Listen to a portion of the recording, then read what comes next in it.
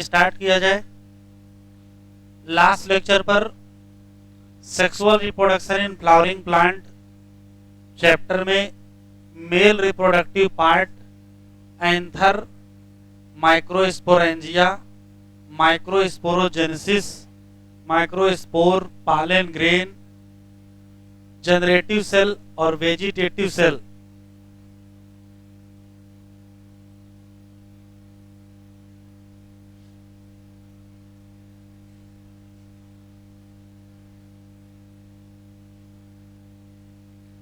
शुरू किया जाए। तो उसमें जो थोड़ा सा रह गया था, तो हेडिंग डालिए पॉलन एलर्जी।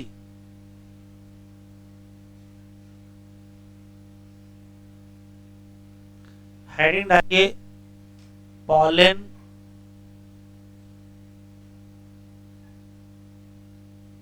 एलर्जी, और सुनते चलेंगे और लिखते चलेंगे।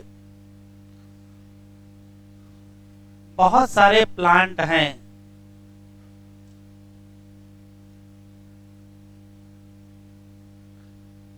जिनके पॉलन ग्रेन जब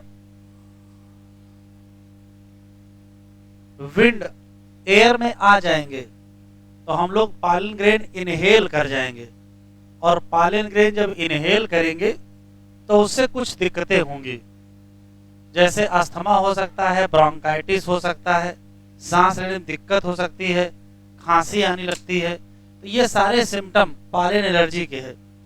तो पॉलन ग्रेन जब इनहेल कर जाएंगे तो एलर्जी कर देंगे,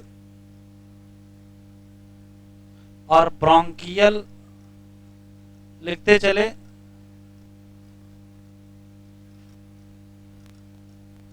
एफ्लिक्शन, और इन सब का रिजल्ट होगा कि क्रोनिक रेस्पायरेटरी डिसऑर्डर, जैसे कि अस्थमा हो सकती है,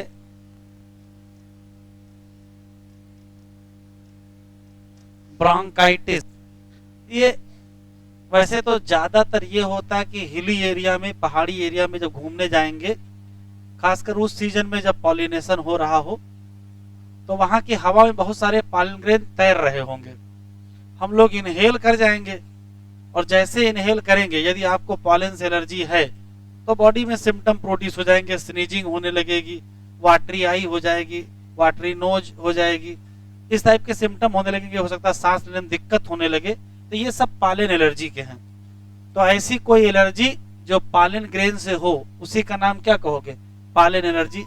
अब सब कहोगे कौन सा प्लांट है, तो प्लांट का नाम है पार्थेनियम, या इसी का दूसरा नाम है कैरेट ग्रास। पार्थेनियम या कैरेट ग्रास के जो पॉलन ग्रेन हैं,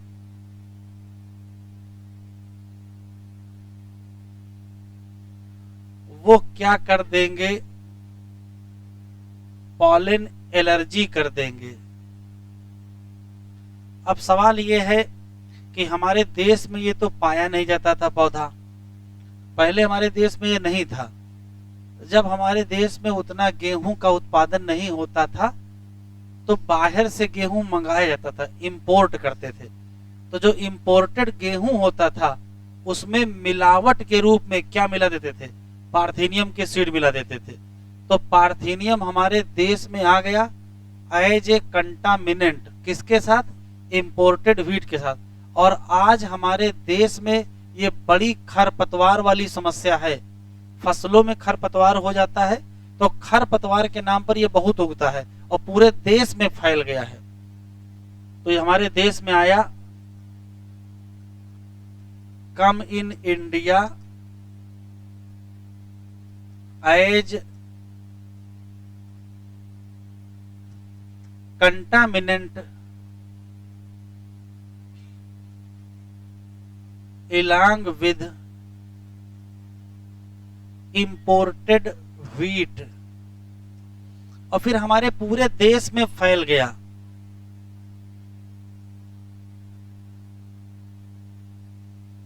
यूबिक्यूटस इन अकरेंस, तो ये नाम याद रखिएगा, पार्थेनियम।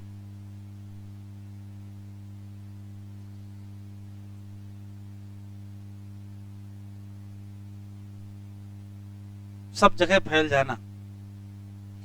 एक स्पेशल क्वेश्चन याद रखेंगे, हे फीवर का नाम सुने होंगे। ये वास्तव में पॉलन एलर्जी से ही है। पॉलन एलर्जी से फीवर जैसे कुछ सिम्टम आते हैं उनको हे फीवर कहेंगे। और कहां? स्पेशली हिली एरिया में।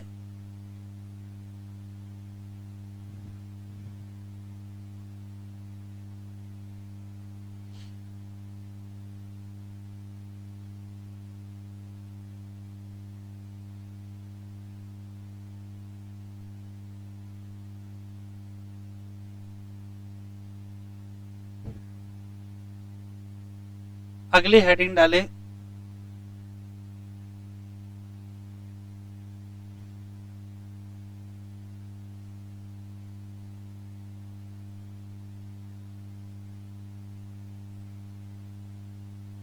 Pollen product. एक बात तो बिल्कुल क्लियर है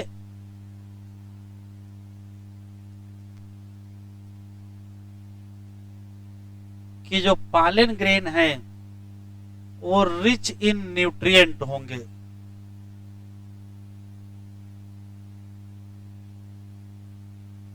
इसी नाते कुछ देशों में, स्पेशली वेस्टर्न कंट्रीज में, यह आजकल फैशन हो गया है कि पालन को यूज करते हैं एज ए फूड सप्लीमेंट, और कहते हैं कि पालन ग्रेन लेंगे तो परफॉर्मेंस बढ़ जाएगा, खासकर एथलेटिक एक्टिविटी का या रेस हॉर्सेज का। इसी नाते वेस्टर्न कंट्रीज जैसे इंग्लैंड में पॉलन के कई प्रोडक्ट अवेलेबल हैं, जैसे पॉलन टेबलेट के फॉर्म में अवेलेबल है या पॉलन सिरप के फॉर्म में, इवन पॉलन की क्रीम भी क्या है, अवेलेबल है। तो 2-3 क्वेश्चन है, लिख लेते हैं। पॉलन ग्रेन यूज हो जाते हैं as a food supplement, specially कहां?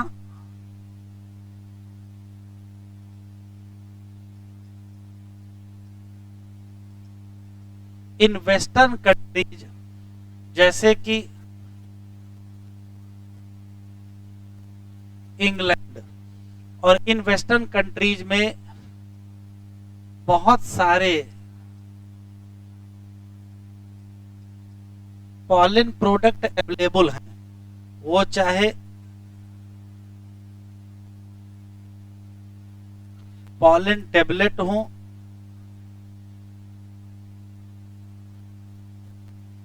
या पॉलन की सिरप हो। फूड सप्लीमेंट के तरीके से यूज करते हैं, काहे के लिए? टू इनहैंस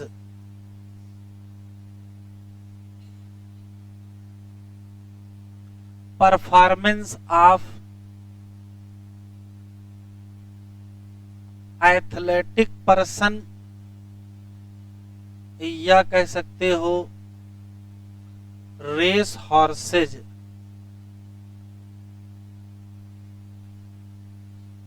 अब ये समझ में नहीं आता है, एक तरफ कहते हैं कि पॉलन ग्रेन की जो एंजाइम है वो बनी है स्पोरोपोलिनिन की, जिसको डाइजेस्ट करने वाला कोई एंजाइम नहीं है।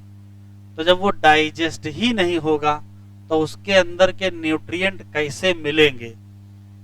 ये इंग्लैंड वालों से पूछना है, ठीक है, कि जब पॉलन ग्रेन डाइजेस्ट नहीं होंगे तो न्यूट्रिएंट कैसे मिलेंगे? इवन जो सेलुलोज है वो भी हम लोग डाइजेस्ट नहीं कर सकते हैं, क्योंकि सेलुलेज एंजाइम नहीं पाया जाता है।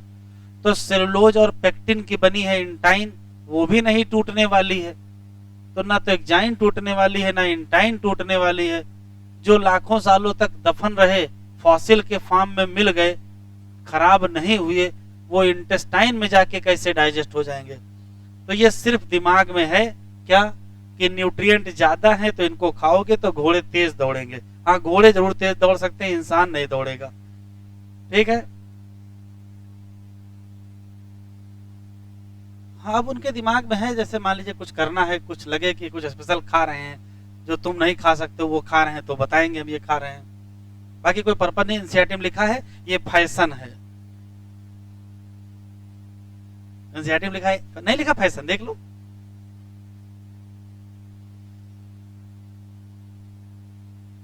ठीक है, तो फैशन के चक्कर में ना रहे। चलिए हेड डालिए।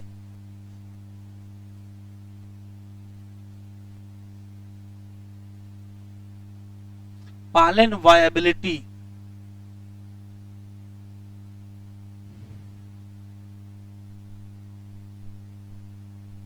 देख लो इसका मतलब क्या है। जैसे मान लेते हैं कि ये स्टैमेन है और स्टैमेन का ये एंथर है। आपको पता है कि एंथर के अंदर पॉलन ग्रेन पाए जाते हैं, और जब एंथर मैच्योर होगा, ड्राई होगा, तो एंथर रप्चर करेगा और यहां से क्या रिलीज हो जाएंगे, तो यहां से पॉलन ग्रेन रिलीज होंगे। ठीक है। फिर पॉलन ग्रेन या तो एयर में जाएंगे, या तो वाटर में जाएंगे, या तो किसी एनिमल की मदद से अंततः ये पॉलन ग्रेन ट्रांसपोर्ट हो जाएंगे और कहां पहुंच जाएंगे, तो पिस्टिल का एक स्ट्रक्चर है जिसका नाम स्टिग्मा है। जब स्टिग्मा पर पॉलन ग्रेन पहुंचता है, यहां पॉलन ग्रेन पहुंचेगा, तो पॉलन ग्रेन जर्मिनेट करेगा, उससे पॉलन ट्यूब निकलेगी, वो यहां से होते हुए अंततः ओवरी तक आएगी, और फिर यहां जो ओव्यूल पाया जाएगा उसके अंदर फर्टिलाइजेशन होना है। ये भविष्य की बात है। तो सवाल ये है कि पॉलन ग्रेन यहां से निकला, यहां आया, यहां पहुंचे, उससे पहले ही पॉलन ग्रेन की सेल की डेथ हो जाए, तो क्या यहां जा करके फर्टिलाइजेशन हो पाएगा? नहीं हो पाएगा। तो यदि चाहते हो कि पॉलन ग्रेन वहां जाए और फर्टिलाइजेशन का इवेंट कंप्लीट हो, तो पॉलन ग्रेन को जीवित बचे रहना चाहिए। कब तक? जब तक वो स्टिग्मा तक ना पहुंच जाए। पॉलन ग्रेन को इस लायक बने रहना कि वो जा करके फर्टिलाइज करे, इसी को वायाबिलिटी कहते हैं।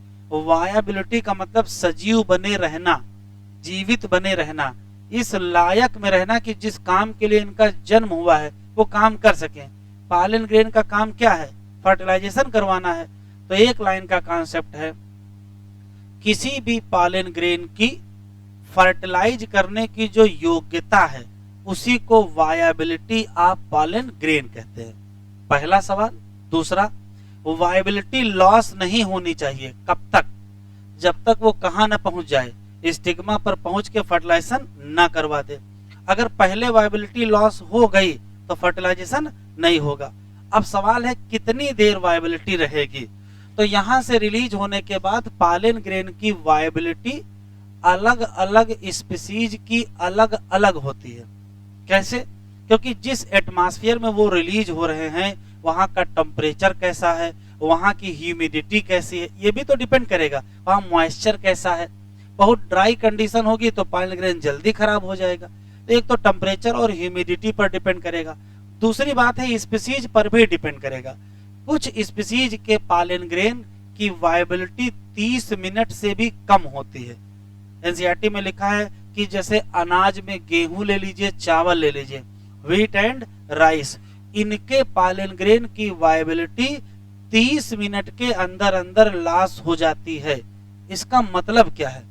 इसका मतलब ये है कि इनको 30 मिनट के अंदर अंदर ही अपने सारे काम कर लेने हैं। काम मतलब इनको कहाँ चले जाना है? स्टिग्मा तक चले जाना है और वहीं जाके क्या कर लेना है? फर्टिलाइज। लेकिन ये सिर्फ व्हीट एंड राइस के लिए है।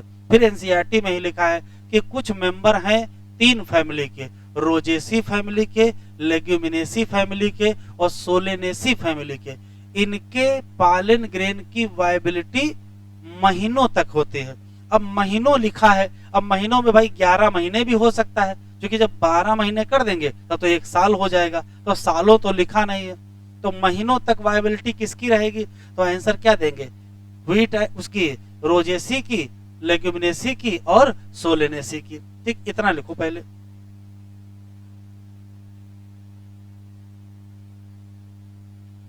न सिर्फ व्हीट एंड राइस की, अलग अलग फैमिली में बहुत सारे मेंबर होते हैं, अलग अलग मेंबर की वायबिलिटी अलग अलग होती है। बिल्कुल वैसे ही है जैसे ह्यूमन का स्पर्म की वायबिलिटी 24 घंटे से 48 घंटे होती है। एक बार मेल बॉडी से रिलीज हो जाएंगे तो 48 घंटे के अंदर अंदर अगर उनको ओवम मिल गया तब तो फर्टिलाइजेशन कर पाएंगे, और अगर 48 घंटे गुजर गए तो उसके बाद फर्टिलाइजेशन नहीं कर पाएंगे। तो गैमीट की वायबिलिटी होती है, वो चाहे प्लांट हो चाहे वो एनिमल हो। वायबिलिटी शब्द का मतलब है फर्टिलाइज करने की एबिलिटी, जब तक बची रहे उसी को क्या कहेंगे? Viability period. और वायबिलिटी पीरियड अलग अलग स्पीसीज की क्या होती है? अलग अलग। लिखो,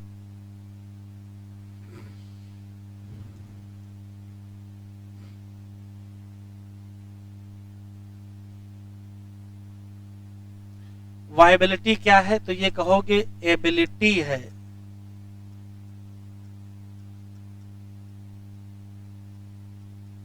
of pollen grain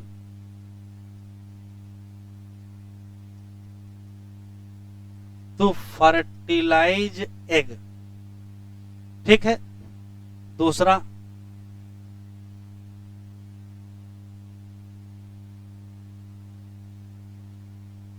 viability of pollen नहीं लॉस होनी चाहिए, not loss before pollen reach to stigma. मतलब स्टिग्मा पर पहुंचने से पहले वायबिलिटी लॉस नहीं होनी चाहिए, अदरवाइज फर्टिलाइजेशन नहीं हो पाएगा। तीसरा,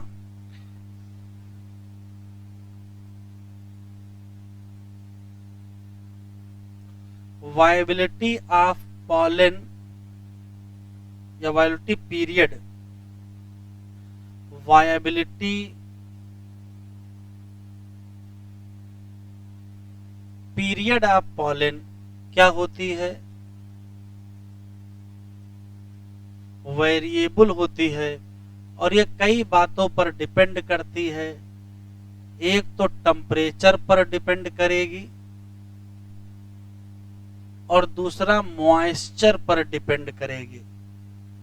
ठीक है, परिस्थितियां कैसी हैं? जैसे फॉर सीरियल्स, जैसे wheat and rice,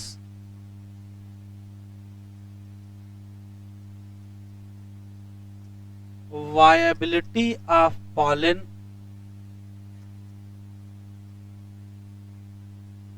loss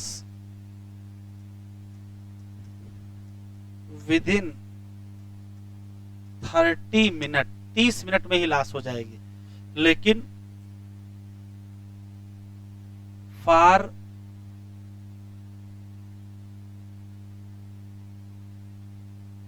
plant of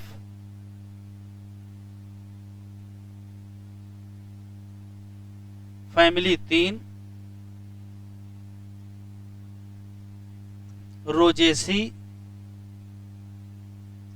Leguminosae और सोलेनेसी,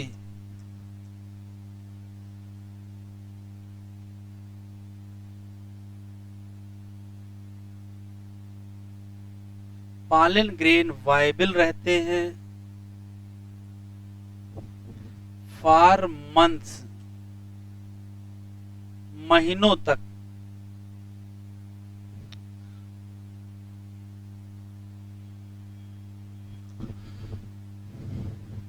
दो और सवाल हैं कि मान लेते हैं कि कोई पौधा हमारे देश में है और उस पौधे के पास कुछ अच्छे कैरेक्टर्स हैं, और उस पौधे के पॉलन ग्रेन को लेकर के किसी दूसरे देश के पौधे पर पॉलिनेशन करवाना है।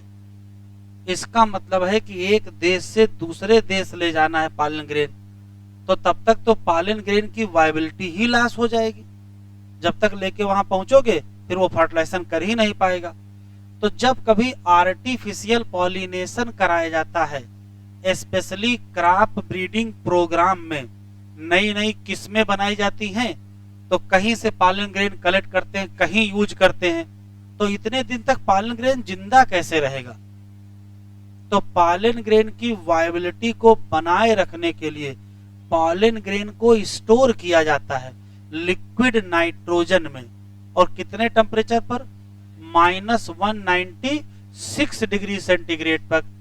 जब कभी किसी को लो टेम्परेचर पर प्रिजर्व करते हैं तो इसको कहते हैं क्रायो प्रिजर्वेशन। तो पॉलन ग्रेन का क्रायो प्रिजर्वेशन क्या आता है? लिक्विड नाइट्रोजन में स्टोर करते हैं। और क्यों स्टोर करते हैं? कि आप यूज कर सकें। किस प्रोग्राम में? तो कहोगे आर्टिफिशियल ब्रीडिंग प्रोग्राम या क्रॉप ब्रीडिंग प्रोग्राम। लिख लो।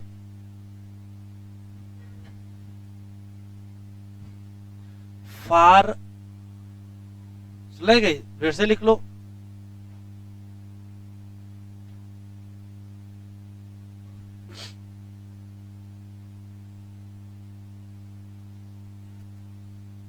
For crop breeding programme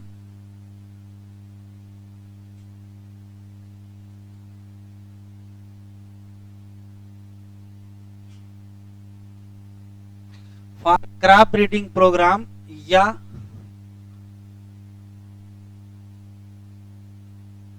artificial pollination या hybridisation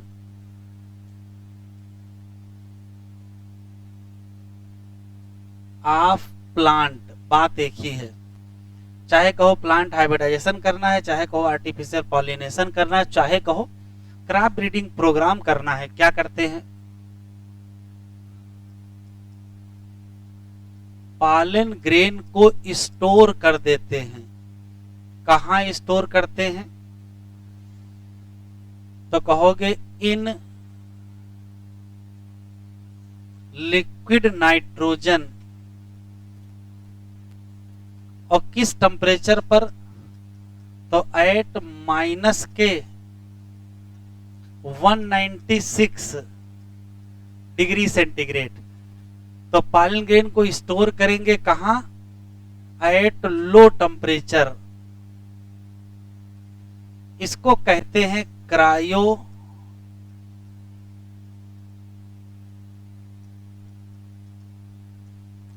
preservation. Pollen grain store करेंगे तो क्या बना लेंगे? पॉलन बैंक बना लेंगे।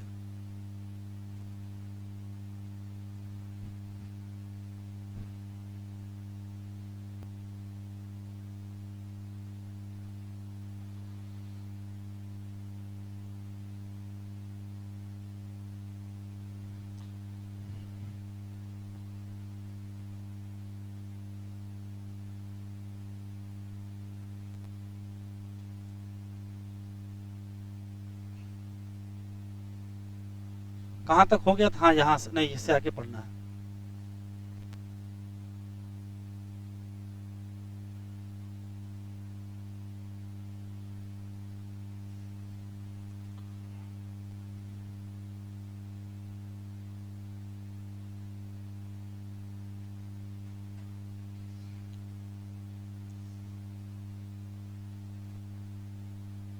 लिखा है pollen grain of many species क्या करेंगे? एलर्जी और क्या करेंगे? Bronchial affliction in some people, सभी में होगा भी नहीं, leading to chronic respiratory disorder, या तो अस्थमा हो जाएगी या तो bronchitis. It may be mention that, इसको हाईलाइट कर लो, पार्थीनियम दूसरा नाम कैरेट ग्रास है, come in India as a contaminant with imported wheat. मतलब इतने अमीर थे कि गेहूं भी क्या करते थे? इंपोर्ट करके खाते थे। ऐसा नहीं था, देश में उतना गेहूं नहीं पैदा हो रहा था, फिर हमारे देश में आया ग्रीन रिवॉल्यूशन, और अभी इतना गेहूं पैदा कर रहे हैं कि जिनसे जिनसे इंपोर्ट कर रहे थे उन्हीं को एक्सपोर्ट कर रहे हैं। और आज लेकिन हम लोग क्या मिला के नहीं भेज रहे हैं, पार्थिनियम मिला के नहीं भेज रहे हैं। यूबिक्यूटस हो गया किसमें, अकरेंस में, ये क्या करता है, पॉलिनर्जी। आज हमारे देश के लिए, किसानों के लिए बड़ी समस्या है, ये बहुत खतरनाक खरपतवार हो गया है।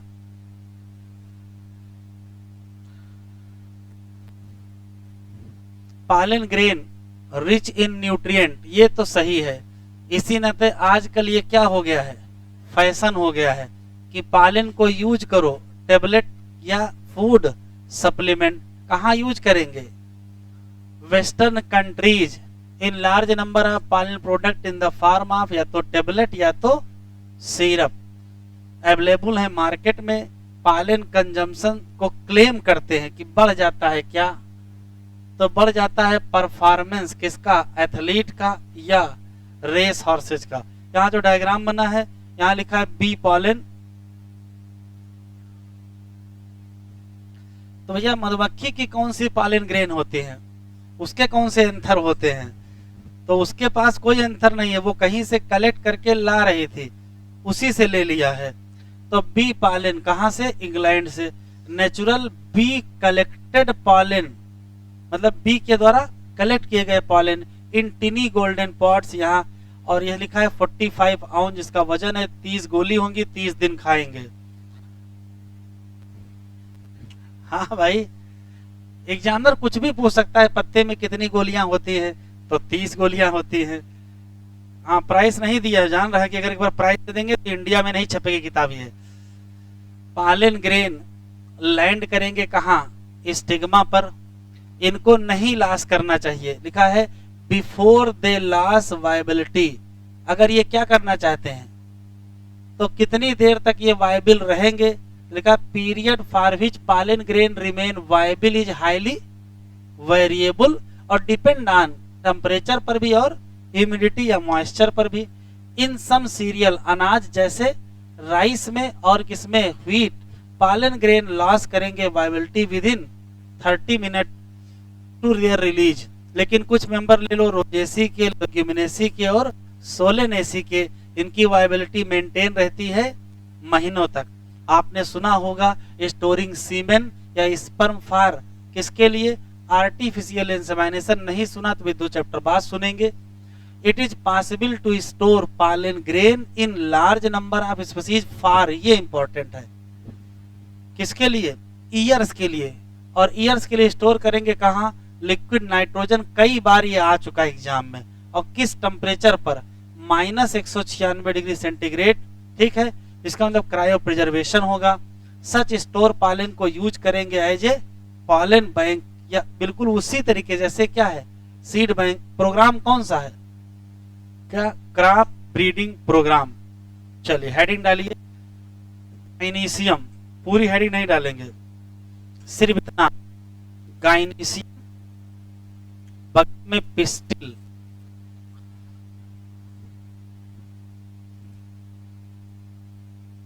Gynoecium pistil.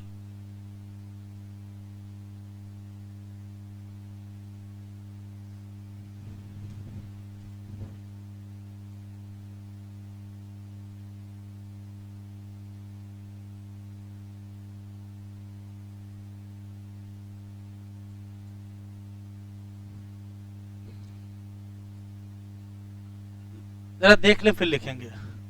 जितना आपको पहले से पता है कि गाइनीशियम या पिस्टिल क्या है,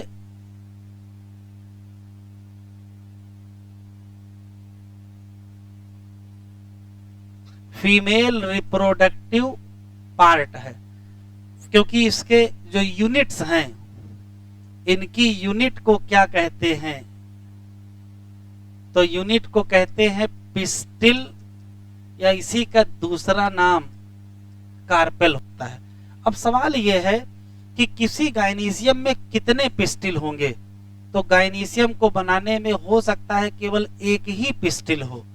अगर एक पिस्टिल होगा तो कहेंगे मोनोकार्पेलरी गाइनीशियम, और हो सकता है भाई मोर देन 1 पिस्टिल हो। अगर एक से ज्यादा पिस्टिल होंगे तो कहेंगे मल्टी कार्पेलरी गाइनीशियम। तो दो ऑप्शन यहाँ है। गाइनीशियम में कितने पिस्टिल, तो कहोगे 1 पिस्टिल। तो क्या कहोगे,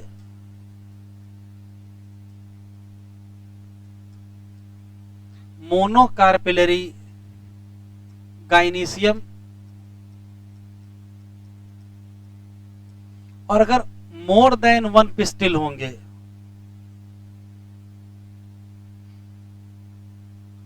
मोर देन 1 पिस्टिल, तब क्या कहोगे, तब कहोगे मल्टी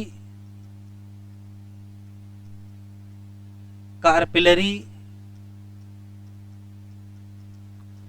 गाइनीशियम। अब समस्या यह है कि इसे मान लेते हैं कि ये एक पिस्टिल है। अब एक पिस्टिल है तब तो खैर एक ही बात ही खत्म। लेकिन अगर एक से ज्यादा होंगे तो विकल्प देखो, ये हो सकता है दूसरा पिस्टिल, ये हो सकता है तीसरा pistil.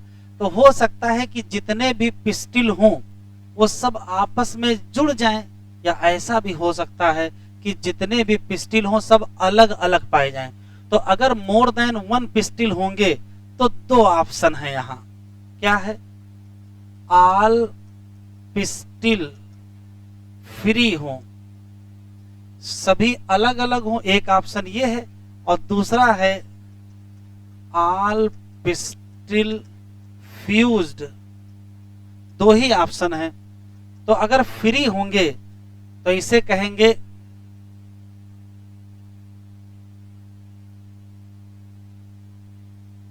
Multi कार्पिलरी apocarpous,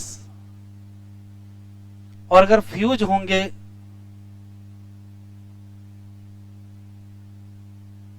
multi कार्पिलरी syncarpous. तो ये जो एपोकार्पस और सिनकार्पस शब्द है उसे भी इस नाते है कि वो फ्री हैं कि फ्यूज हैं। मल्टी कार्पिलरी शब्द तो इसके लिए है ना, अगर एक से ज्यादा है तो मल्टी कार्पिलरी है। अब एक से ज्यादा में दो ऑप्शन है, मल्टी कार्पिलरी में एपोकार्पस, मल्टी कार्पिलरी में सिनकार्पस। एपोकार्पस का जो एग्जाम्पल दिया है और सिनकार्पस का जो एग्जाम्पल दिया है, एपोकार्पस का माइचीलिया दिया हुआ है और सिनकार्पस का पैपावर दिया है। अगर पैपावर ना मिले तो और दे सकते हैं आंसर, जैसे हिबिस्कस भी इसी में आएगा, एनसीईआरटी में दिया है, हिबिस्कस वाला भी डायग्राम दिया है। ये स्पेशली याद रखेंगे। एनसीईआरटी का डायग्राम देखो, हिबिस्कस का पिस्टिल का डायग्राम बना है, ऊपर स्टिग्मा गिन लो बस।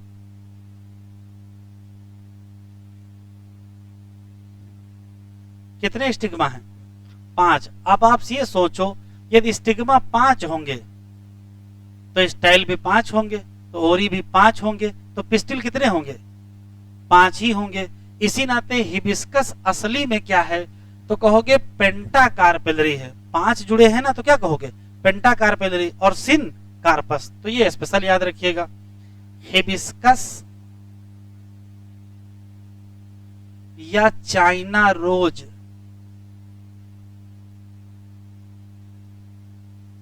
तो कहोगे पेंटा कार्पिलरी syncarpous.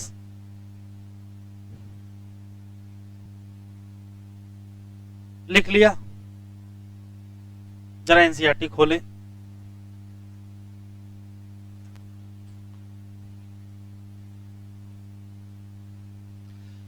Gynoecium represent the female reproductive part of flower। Gynoecium में पाई जाएंगी या तो क्या सिंगल पिस्टिल, तो नाम क्या रख दोगे? Monocarpellary gynoecium. और हो सकता है एक से ज्यादा पिस्टिल हो तो कार्पिलरी गाइनीशियम। अगर एक से ज्यादा हैं तो दो ऑप्शन है, सारे पिस्टिल फ्यूज हों तो सिनकार्पस मतलब मल्टी कार्पिलरी सिन कार्पस, और हो सकता सारे फ्री हों तो क्या कहोगे, multicarpellary apocarpous. Multicarpellary syncarpous और मल्टी कार्पेलरी एपोकार्पस के डायग्राम यहाँ दिए हैं। ये एपोकार्पस का डायग्राम बना है, ये सिन कार्पस का डायग्राम बना है, ये पावर है, ये माइचेलिया है, ये स्पेशल केस बना हुआ है किसका, हिबिस्कस का। यहाँ कितने स्टिग्मा है, 5 स्टिग्मा है। इसका मतलब कितने कार्पेलरी है, ये पेंटा कार्पेलरी सिन कार्पस है। ये ऐसा दिख क्यों रहा है, ये फैमिली जब पढ़ाएंगे तब में आपको आ जाएगा। तो अब हमको एक एक करके पढ़ना है। तो मेन हेडिंग डालिए structure of pistil. Structure of pistil, किसी एक पिस्टिल को पढ़ेंगे। स्ट्रक्चर ऑफ पिस्टिल,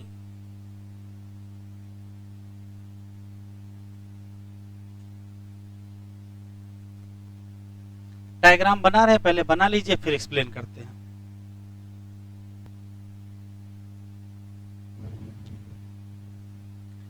गाइनीशियम की यूनिट का नाम है पिस्टिल या कार्पेल। किसी एक पिस्टिल या किसी एक कार्पेल के कुल 3 पार्ट हैं। एक है स्टिग्मा, एक है स्टाइल, एक है ओरी। स्टिग्मा, स्टाइल, ओरी 3 पार्ट हैं, सबसे जुड़े 2-2 क्वेश्चन हैं। स्टिग्मा ही वो जगह है, स्टिग्मा ही वो जगह है जहां पॉलन ग्रेन आता है। पॉलिनेशन के बाद पॉलन ग्रेन को लैंड करने की जो जगह है, वो जगह का नाम क्या है, stigma, landing platform for pollen grain. जैसे ही पॉलन ग्रेन स्टिग्मा पर आता है, पॉलन जर्मिनेट करता है और यहां से पॉलन ट्यूब बनती है, और ये पॉलन ट्यूब एक स्ट्रक्चर से पास होती है। उस स्ट्रक्चर का नाम स्टाइल है। स्टाइल एक इलांगेटेड सिलेंडर पार्ट है बीनीथ द स्टिग्मा, लेकिन ये स्टिग्मा से लेकर के ओवरी तक फैला हुआ है।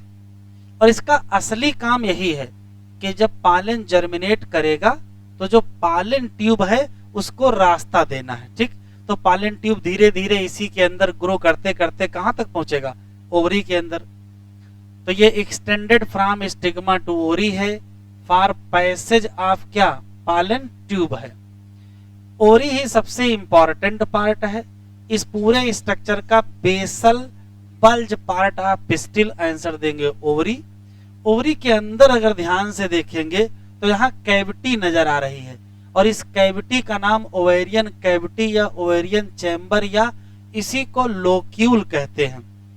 किसी पिस्टिल के ओवरी में कितने चैम्बर होंगे, 2 ऑप्शन, या तो एक चैम्बर होगा या तो एक से ज्यादा चैम्बर होगा। यदि एक चैम्बर होगा तो कहेंगे मोनोलाक्यूलर ओरी है, और अगर एक से ज्यादा चैम्बर होंगे तो कहेंगे मल्टी लाकुलर ओरी। अभी जब फैमिली पढ़ेंगे तो वहां उसके एग्जाम्पल लिखाएंगे कि मोनोलाकुलर कौन है, बाइलाकुलर कौन है और मल्टी लाकुलर कौन है। लोक्यूल का प्लेसेंटेशन वाले डायग्राम में भी आपको समझ में आएगा कि जो एक्जाइल प्लेसेंटेशन है वो फ्री सेंट्रल प्लेसेंटेशन है। तो एक्जाइल वाले में देखिएगा 3 चैम्बर बने हुए, फ्री सेंट्रल में एक ही चैम्बर बना हुआ है। तो जब प्लेसेंटेशन पढ़ेंगे तब भी आपको समझ में आ जाएगा कि कितने लोक्यूल होते हैं। फिर भी एक लोक्यूल तो मोनोलाकुलर ओवरी, और अगर एक से ज्यादा, 2 है तो बाइलाकुलर, 3 है तो ट्राइलाकुलर। तो इससे अच्छा ट्राई टेट्रा पेंटा से अच्छा क्या बोल दो, मल्टी लाकुलर ओरी। और ध्यान से अगर देखा जाए तो इसी ओरी के लोक्यूल में एक स्ट्रक्चर मिलेगा जिसका नाम प्लेसेंटा है, और प्लेसेंटा बहुत इंपॉर्टेंट चीज है। जब प्लेसेंटेशन पढ़ेंगे तो प्लेसेंटा के बारे में डिस्कस करेंगे। ओवरी के अंदर प्लेसेंटा वही जगह होती है जहां से ओव्यूल अटैच होता है। ओवरी के अंदर ओव्यूल हवा में नहीं लटका होता है, किससे अटैच होता है, प्लेसेंटा से अटैच होता है। तो प्लेसेंटा वो जगह है जहां अटैचमेंट होगा किसका, ओव्यूल का। और प्लेसेंटा कहां प्रेजेंट होगा, लोक्यूल में प्रेजेंट होगा। अब सवाल है कि किसी ओवरी में कितने ओव्यूल होंगे, तो किसी ओवरी में कितने ओव्यूल होंगे उसके अलग अलग कहानी है। हो सकता है कि एक ही ओव्यूल हो। अगर ओवरी में एक ओव्यूल है जैसे व्हीट में, पैडी में और मैंगो में, और भी दुनिया में बहुत सारे हैं जिसमें एक ओव्यूल होता है। तो एक ओव्यूल मिल सकता है या हो सकता है एक से ज्यादा मिले। तो अगर एक से ज्यादा या मेनी ओव्यूल, जैसे पपाया में, वाटरमेलन में और आर्किड, पहचानोगे कैसे? जिस फल में एक सीड होगा उसमें एक ओव्यूल होगा, और जिस फल में ढेर सारे सीड होंगे उसमें ढेर सारे ओव्यूल। जैसे अमरूद में बहुत सारे सीड हैं, तो जितने सीड होते उतने ओव्यूल होते हैं। आम में एक सीड होता है तो एक ही ओव्यूल तो होगा। और तरबूज में सारी समस्या तो सीड ही है, सीड ना होता खाने में कितना आनंद आता। तो तरबूज में जितने सीड उतने क्या ओव्यूल, ठीक है। आर्किड में बहुत सारे छोटे छोटे सैंड सीड होते हैं, तो पपीता में बहुत सारे सीड होते हैं। तो ऐसे याद रखोगे। मान लेते कोई और एग्जाम्पल आ जाए, तो अगर फल खाए होगे तो दिमाग रहेगा जिसमें एक सीड होगा उसमें एक ओव्यूल होगा, और जिसमें ढेर सारे सीड होंगे उसमें ढेर सारे क्या होंगे? ओव्यूल होंगे। तो नंबर ऑफ ओव्यूल एनसीईआरटी जो यहाँ दिए वो आप यही याद रखोगे, एक ओव्यूल की एक से ज्यादा ओव्यूल, ठीक है। यहाँ 3 स्पेशल सवाल हैं। किसी भी पिस्टिल के अंदर ओवरी में लोक्यूल पर क्या पाए जाएंगे? ओव्यूल पाए जाएंगे, लेकिन ओव्यूल हवा में नहीं। देखिए ये है ओव्यूल, ये है प्लेसेंटा। तो ओव्यूल को प्लेसेंटा से अटैच करने का काम कौन करता है? फ्यूनिकिल। तो फ्यूनिकिल क्या है? तो कहोगे स्टाक है जो कनेक्ट करता है किसको किससे? ओव्यूल को प्लेसेंटा से। एक बात मान लेते हैं कि ये ओव्यूल है और ये फ्यूनिकिल है, ध्यान सुनिएगा, ये ओव्यूल है, ये फ्यूनिकिल है और ये प्लेसेंटा है। तो ये प्लेसेंटा से ऐसे जुड़ा हुआ है फ्यूनिकिल, और फ्यूनिकिल कहाँ जुड़ा है? ओव्यूल से। तो फ्यूनिकिल जिस जगह ओव्यूल से जुड़ता है, फ्यूनिकिल जिस जगह ओव्यूल से जुड़ता है उस जगह का नाम क्या है? Hilum. Hilum is the point of attachment of क्या? फ्यूनिकिल विद क्या? ओव्यूल। तो ओव्यूल अलग है, हाइलम अलग है, फ्यूनिकिल अलग है और प्लेसेंटा अलग है। ओव्यूल तो ओव्यूल है जिसका नाम मेगा स्पोरेंजिया है। ओव्यूल को प्लेसेंटा से कौन जोड़ेगा? तो आंसर देंगे फ्यूनिकिल। और फ्यूनिकिल और ओव्यूल के बीच क्या है? तो फ्यूनिकिल और ओव्यूल के बीच क्या है? हाइलम। इतने क्वेश्चन है, तो जो 3-4 नए क्वेश्चन वो अलग से लिखेंगे, बाकी सब यही लिखा है। एक बार सुन लेते हैं फिर लिख लेते हैं। किसी भी प्लांट के गाइनीशियम में पिस्टिल पाए जाएंगे। पिस्टिल में 3 पार्ट होंगे, स्टिग्मा, स्टाइल और ओरी। स्टिग्मा का एक सवाल आने वाले पालन ग्रेन के लिए लैंडिंग प्लेटफॉर्म का काम करेगा। स्टाइल में 3 सवाल, cylinder structure present beneath the stigma, connect करेगा स्टिग्मा को ओरी से, और इसके अंदर क्या पास होगा? तो अंदर पास होगा इसके पालन ट्यूब। ओरी में ही सारे सवाल। Ovary basal bulge part of pistil है। ओरी के अंदर चैम्बर है, ओवेरियल कैविटी या लोक्यूल है। एक लोक्यूल तो मोनोलाकुलर, 2 लोक्यूल तो बाइलाकुलर, ज्यादा लोक्यूल तो मल्टीलाकुलर ओरी। ओरी के अंदर लोक्यूल मर प्लेसेंटा होगा, और प्लेसेंटा वो जगह है जहां ओव्यूल अटैच होते हैं। कितने ओव्यूल होंगे? तो कहोगे एक ओव्यूल हो सकता है, एक से ज्यादा। एक होगा तो व्हीट है, पैडी है, मैंगो, और अगर एक से ज्यादा है तो पपाया, वाटरमेलन और आर्किड। हाँ, और भी एग्जाम्पल कम से कम 3-3 याद रखोगे। 3 स्पेशल सवाल। ओव्यूल को प्लेसेंटा से कौन जोड़ता है? तो कहोगे funicle. Funicle is a stalk that connect ovule with किससे? प्लेसेंटा। बात खत्म। तो फिर हाइलम क्या है? तो हाइलम वो पॉइंट है जहां फ्यूनिकिल जाकर के किससे अटैच होता है? ओव्यूल से।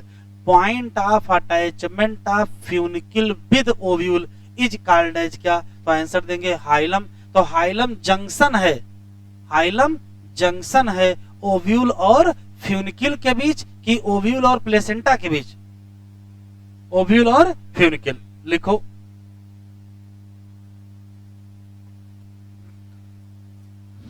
ईच पिस्टिल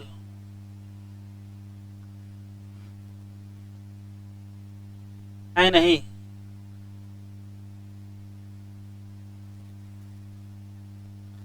किसी भी पिस्टिल में 3 पार्ट होंगे।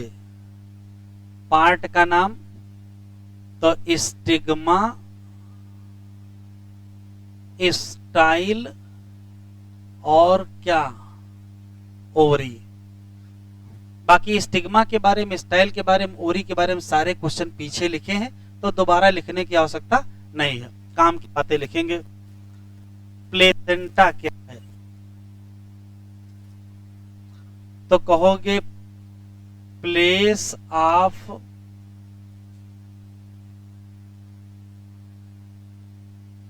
Attachment of ovule. फ्यूनिकिल क्या है तो कहोगे स्टाक है, जो कनेक्ट करेगा किसको,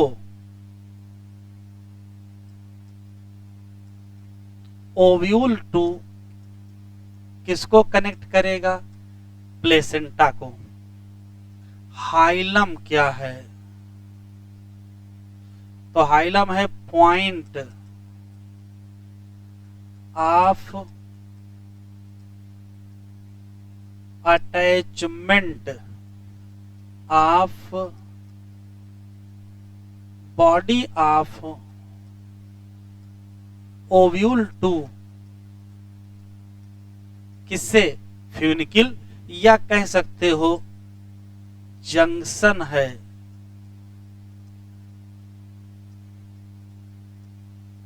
बिटवीन ओव्यूल एंड फ्यूनिकिल। बाकी सारे क्वेश्चन वहां लिखे हैं, एनसीईआरटी खोलें।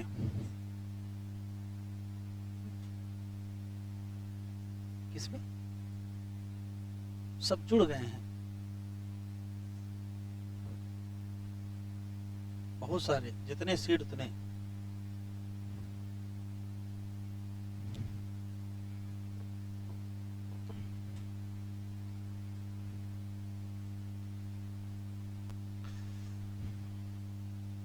यहां से पढ़ना था।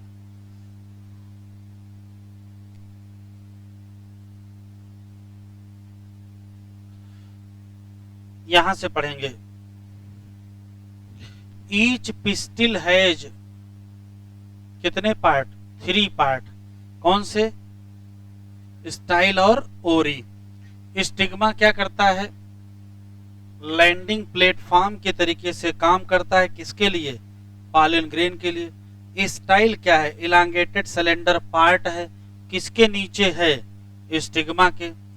Basal bulge part of pistil को कहते क्या है, ओरी। और इनसाइड ओरी क्या मिलेगा, ओवेरियन कैविटी या लोक्यूल मिलेंगे। प्लेसेंटा इज लोकेटेड इनसाइड, कहां, ओवेरियन कैविटी। कह रहे रिकॉल करो definition and type of placentation that you studied in class 11th। तो अभी क्लास 11th में हम लोग को पढ़े ही नहीं है। एराइजिंग फ्रॉम प्लेसेंटा, प्लेसेंटा से ही क्या एराइज होते हैं, मेगा स्पोरेंजिया। और मेगा स्पोरेंजिया कुछ और नहीं है, ये ओव्यूल ही हैं। कितने ओव्यूल होंगे किसी एक ओरी में तो कहोगे हो सकता भाई एक हो, जैसे व्हीट में, पैडी में, मैंगो में। और हो सकता है एक से ज्यादा हो, पपाया में, वाटरमेलन में और आर्किड में। हाँ और भी एग्जाम्पल, लेकिन और याद रखिएगा। मेगा स्पोरेंजियम या ओव्यूल। चलिए हेडिंग डालिए, ओव्यूल तभी पढ़ेंगे इसको। अच्छा ठीक है, 2-3 लाइनें पढ़ लेते हैं तब। लिखा है ओव्यूल क्या है तो कहोगे small structure attach to the placenta by means of stalk. और स्टाक का नाम क्या है, फ्यूनिकिल है। बॉडी ऑफ ओव्यूल फ्यूज करेगा किससे, फ्यूनिकिल से। जिस रीजन में फ्यूज करेगा, हाइलम। तो हाइलम है क्या तो कहोगे जंक्शन है, किसके बीच, ओव्यूल एंड फ्यूनिकिल। यहां तक पढ़ लिया है। हेडिंग डालिए, मेगा स्पोरेंजियम या ओव्यूल।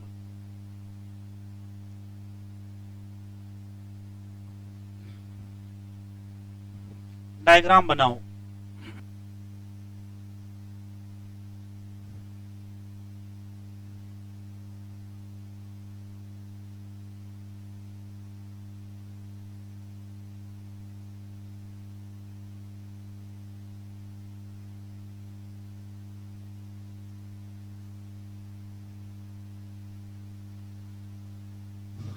ओव्यूल या मेगास्पोरेंजियम।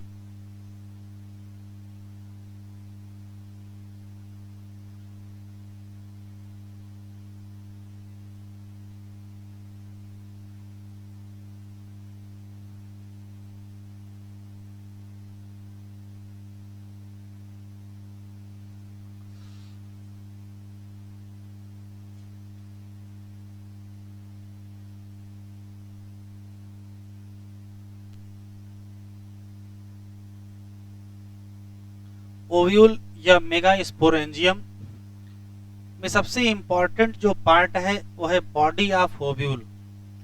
बॉडी ऑफ ओव्यूल को रिप्रेजेंट करता है इसमें पाया जाने वाला न्यूसेलस। न्यूसेलस को ही बॉडी ऑफ ओव्यूल कहते हैं। न्यूसेलस की जितनी भी सेल होती हैं वो सब के सब डिप्लॉयड सेल होती हैं। न्यूक्लियस की जितनी भी सेल होती हैं उसमें एबंडेंट रिजर्व फूड मटेरियल पाया जाता है। तो यही है बॉडी ऑफ ओव्यूल।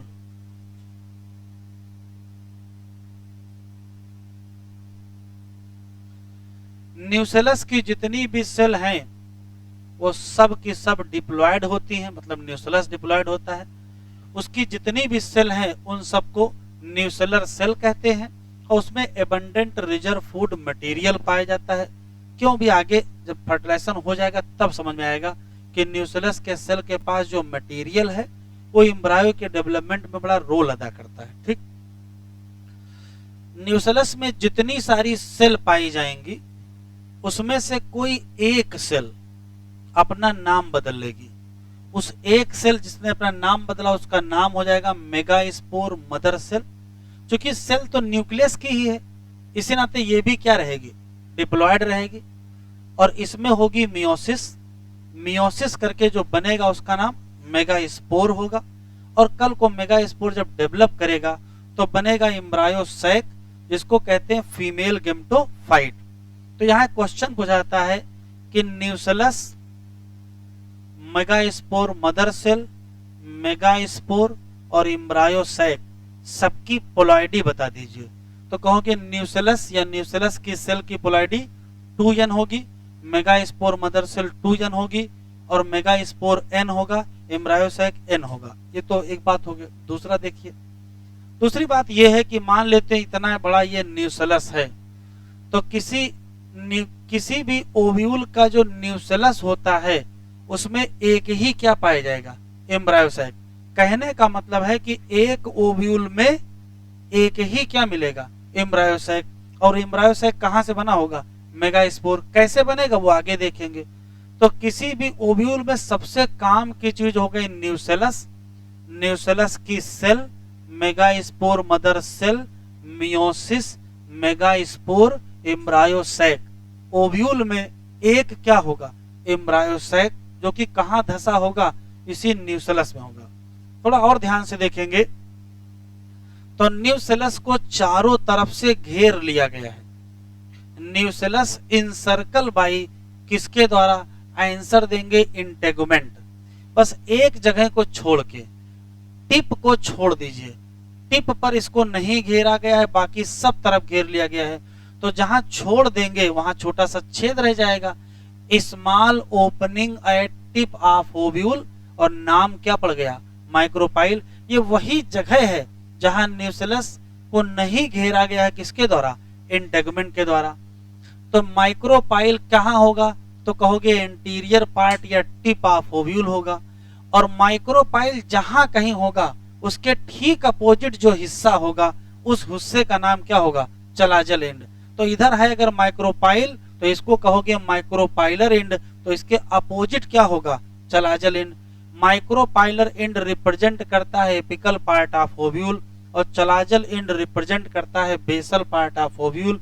और चलाजल एंड है कहां, तो कहोगे अपोजिट टू द माइक्रोपाइल। एक और आखिरी सवाल, किसी भी ओव्यूल में कितने इंटेगुमेंट होंगे, तो हो सकता है एक इंटेगुमेंट हो। तो अगर एक इंटेगुमेंट होगा तो मोनोटेगमिक ओव्यूल कहोगे, और हो सकता दो हो तो क्या कहोगे, बाइटेगमिक। और जब दो होंगे तभी कहोगे आउटर और इनर इंटेगुमेंट है। तो एंजियोस्पर्म में कुछ में एक इंटेगुमेंट मिलता है, कुछ में 2 इंटेगुमेंट मिलता है। यहाँ जनरल बात है तो 2 बना दिए हैं। इतने क्वेश्चन है, फिर से सुनते 2-3 लाइनें लिखेंगे। किसी भी एंजियोस्पर्मिक प्लांट के ओव्यूल को ही मेगास्पोरेंजिया कहते हैं। क्यों? क्योंकि इसी के अंदर मेगास्पोर बनने हैं, इसी नाते इसका नाम क्या हो गया, मेगास्पोरेंजिया। पहला सवाल। किसी भी ओव्यूल में बॉडी ऑफ ओव्यूल को न्यूसेलस कहते हैं, जो कि मास ऑफ सेल है, जिसके अंदर क्या है, एबंडेंट रिजर्व फूड पाया जाएगा। इसकी पोलैरिटी 2n होगी। इस न्यूसेलस को चारों तरफ से घेर दिया गया है, एक जगह को छोड़ के। जहां छोड़ देंगे वो टिप ऑफ ओव्यूल होगा और उस जगह का नाम माइक्रोपाइल होगा। वो माइक्रोपाइल एंटीरियर एंड या टिप ऑफ ओव्यूल को रिप्रेजेंट करेगा। तो उसके ठीक उल्टा जो होगा उसको हम कहेंगे चलाजल एंड। चलाजल एंड कहाँ है, अपोजिट टू द माइक्रोपाइल। और क्या कहोगे, बेसल पार्ट ऑफ ओव्यूल। आखिरी सवाल। किसी पर्टिकुलर ओव्यूल के न्यूसेलस में बहुत सारी सेल हैं, कोई एक सेल, याद रखिएगा, कोई एक सेल मेगास्पोरेंजियम और माइक्रोस्पोरेंजियम में ये बड़ा अंतर है। माइक्रोस्पोरेंजियम की सभी सेल माइक्रोस्पोर मदर सेल की तरीके से बिहेव करती हैं। नहीं याद आया? माइक्रोस्पोरेंजियम की ईच सेल लिखा है और यहां मेगास्पोरेंजियम की सिंगल सेल। केवल एक सेल ही क्या करेगी, मेगास्पोर मदर सेल की तरीके से काम करेगी, मेगास्पोर बनाएगी, उसी का डेवलपमेंट होगा तो एम्ब्रायोसैक बनेगा। तो किसी एक ओव्यूल के न्यूसेलस में एक ही क्या मिलेगा, तो आंसर क्या देंगे, एम्ब्रायोसैक। 2-3 लाइनें लिख लो।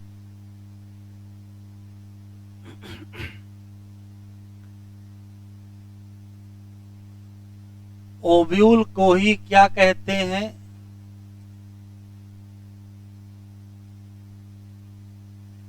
मेगास्पोरेंजियम कहते हैं। क्यों? क्योंकि यही वो जगह है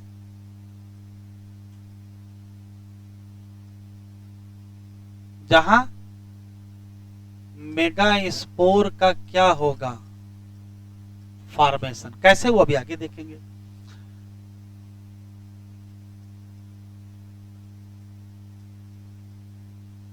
बॉडी ऑफ ओव्यूल को कहते हैं nucellus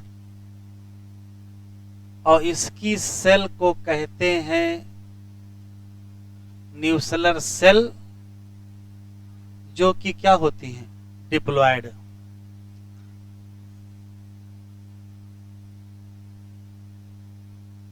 single cell of nucellus क्या हो जाएगी,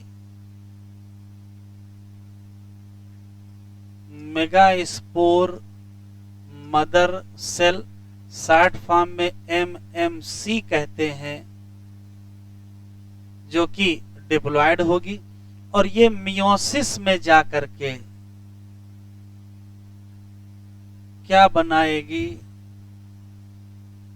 मेगास्पोर, जो कि N होगा और इसी से बनेगा क्या,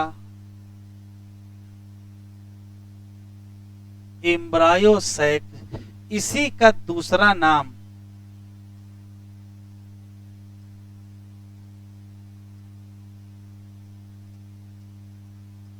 फीमेल गेमेटोफाइट।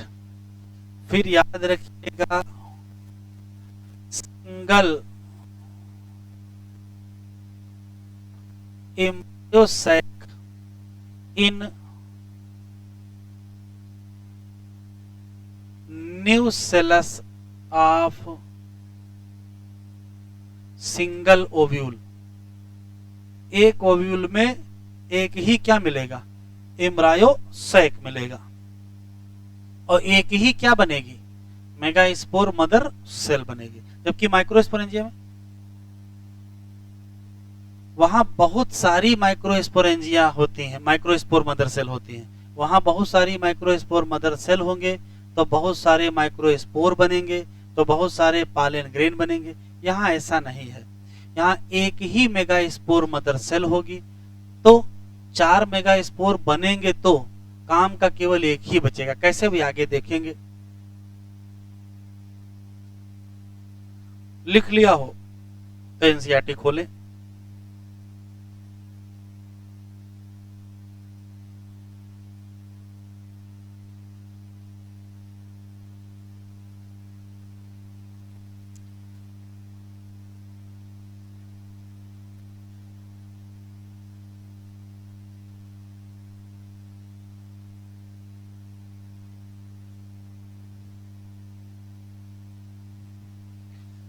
कहां तक पहुंचे थे हम लोग? यहां तक। ईच ओव्यूल हैज या तो एक या तो दो, क्या कहोगे? Protective envelope. नाम क्या पड़ा? इंटेगुमेंट। इंटेगुमेंट घेर लेगा किसको? न्यूसेलस को। किस जगह छोड़ के?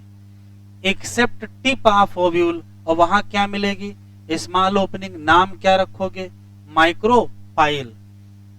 Opposite to the micropylar end. Micropyle जहां होगा उसको क्या कहोगे? Micropylar end. और उसके अपोजिट जो होगा उसका नाम चला जा। रिप्रेजेंट क्या? Basal part of ovule. तो बेसल पार्ट और एपिकल पार्ट याद रखिएगा। बेसल कौन है? Chalaza part. तो एपिकल पार्ट माइक्रोपाइल है। लिखा है enclosed within the integument. क्या मिलेगा? Mass of cell. कहोगे क्या? न्यूसेलस। जितनी भी सेल होंगी न्यूसेलस की उसमें क्या मिलेगा? Abundant reserve food material. Located with in nucellus. Nucellus के अंदर क्या पाया जाएगा? एम्ब्रायोसाइक। इसी का दूसरा नाम फीमेल गेमेटोफाइट। देखो लिखा है एन ओव्यूल जनरली हैज। क्या लिखा है? Single embryo sac. जो कहां से बनेगा? ए मेगास्पोर का मतलब single megaspore. Single embryo sac single megaspore से बनेगा। कैसे बनेगा अभी आगे देखेंगे। हेडिंग डालिए। हेडिंग नहीं डालेंगे। हेडिंग डालिए type of ovule. Heading type of ovule.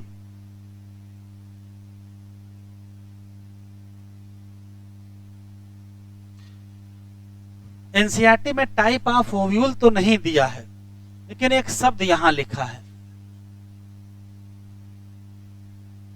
एनाट्रापस ovule. तो अगर एनाट्रापस पता है तो फिर आर्थोट्रापस भी पता होना चाहिए। तो ध्यान से सुने। आपने जो डायग्राम बनाया है, आपने जो डायग्राम बनाया है, ये जिस ओव्यूल का डायग्राम है उसे कहते हैं आर्थोट्रापस ओव्यूल। किसका डायग्राम है? आर्थोट्रापस ओव्यूल का डायग्राम है। आर्थोट्रापस समझ में आ जाएगा तो एनाट्रापस अपने आप समझ में आ जाएगा। ध्यान से सुनेंगे। जैसे मान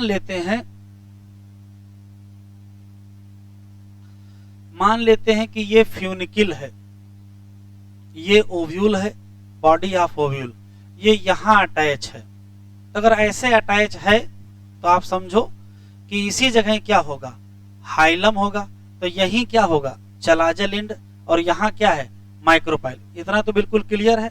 ये है ओव्यूल, ये माइक्रोपाइलर एंड, ये चलाजल एंड, ये फ्यूनिकिल यहां अटैच है। ध्यान से सुनेंगे। जब कभी किसी ओव्यूल में माइक्रोपाइल, चलाजा, हाइलम सब एक लाइन में हो, दिख रहे हैं, ये माइक्रोपाइल है, ये चलाजा, ये हाइलम, ये फ्यूनिकिल सब क्या है?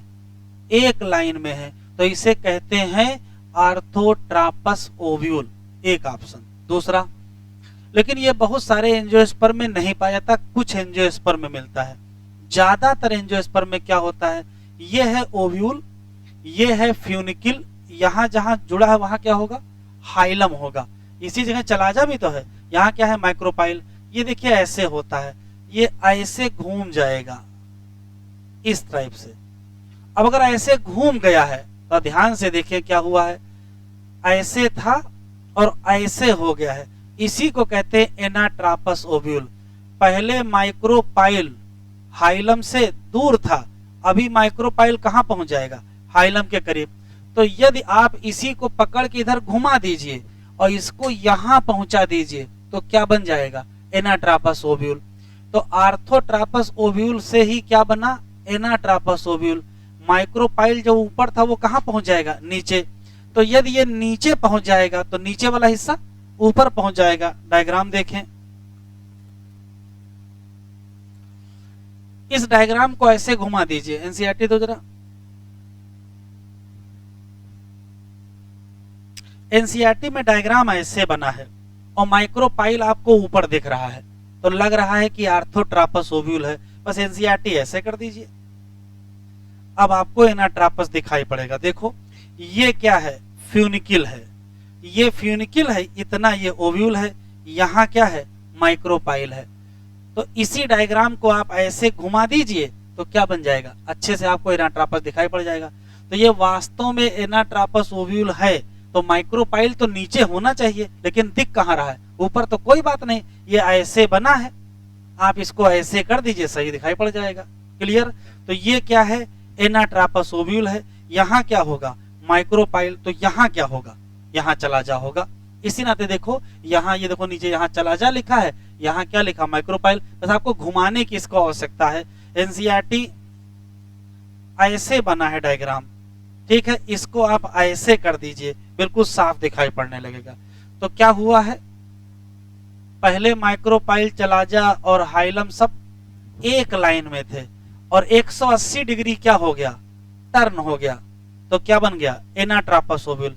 अब कभी कभार 180 डिग्री टर्न नहीं करता, देखो ऐसे ऐसे है, ये ऐसे हो जाता है, इसको कहते हैं हेमीट्रापस ओव्यूल। ये ऐसे हो जाता है, इसे एम्फीट्रापस ओव्यूल। ये ऐसे हो जाता है, एनाट्रापस ओव्यूल। और ये और एक बार घूम गया, ऐसे घूम गया, इसको कहते हैं सर्सिनोट्रापस ओव्यूल। तो कितनी बार घूमा, देखिए ऐसे था, अगर 90 डिग्री घूम गया तो हेमीट्रापस, ऐसे हो गया तो एम्फीट्रापस, और पूरा नीचे आ गया तो एनाट्रापस, और घूम गया तो सर्सिनोट्रापस। आपके सिलेबस में नहीं है, केवल नाम और एग्जाम्पल याद रखेंगे। तो कुल 6 प्रकार के ओव्यूल होते हैं। एक होता है आर्थोट्रापस जो बिल्कुल सीधा है, जिससे हम लोगों ने पढ़ लिया है। एक होता है एनाट्रापस, बिल्कुल उल्टा है, वही पढ़ लिख ही लेंगे।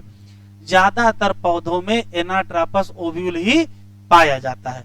कुछ में हेमीट्रापस होता है, कुछ में एम्फीट्रापस होता है, कुछ में सर्सिनोट्रापस होता है, और कुछ में कैम्पाइलोट्रापस होता है। तो हम नाम लिखेंगे, आप नाम लिख लीजिए, एग्जाम्पल लिखेंगे, एग्जाम्पल लिख लीजिए। क्लियर।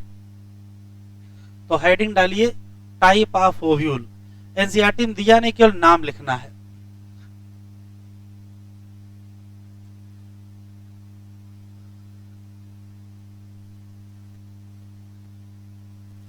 टाइप ऑफ ओव्यूल, पहला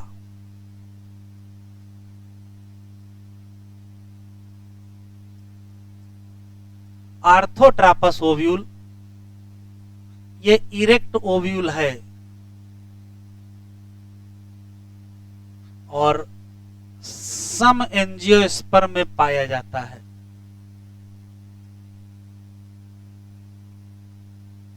इसके अलावा साइकस में भी पाया जाता है।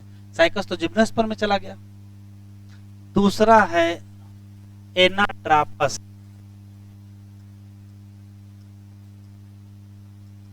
यही इन्वर्टेड ओव्यूल है और यही मोस्ट ऑफ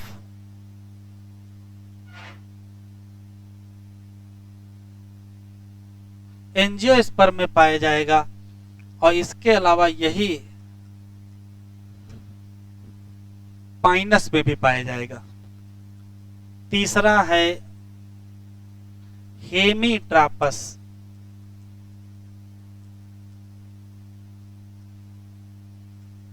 चौथा है एम्फीट्रापस, पांचवा है सर्सिनोट्रापस ओव्यूल, और छठा है कैम्पाइलोट्रापस।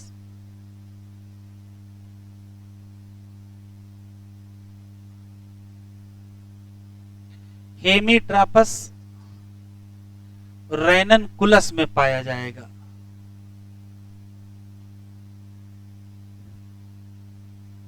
रेननकुलेसी फैमिली एम्फीट्रापस पैपावर में पाया जाएगा। सर्सिनोट्रापस अपंसिया में पाया जाएगा। और ये मटर में पी एंड मस्टर्ड। और पी की फैमिली कौन सी? पी की फैमिली फाइबेसी और मस्टर्ड की ब्रेसिकेसी।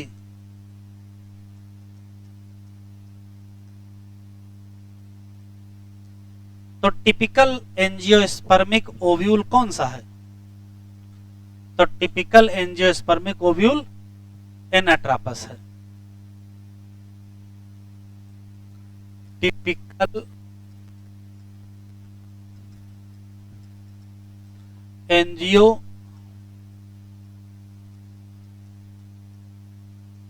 स्पर्मिक ओव्यूल।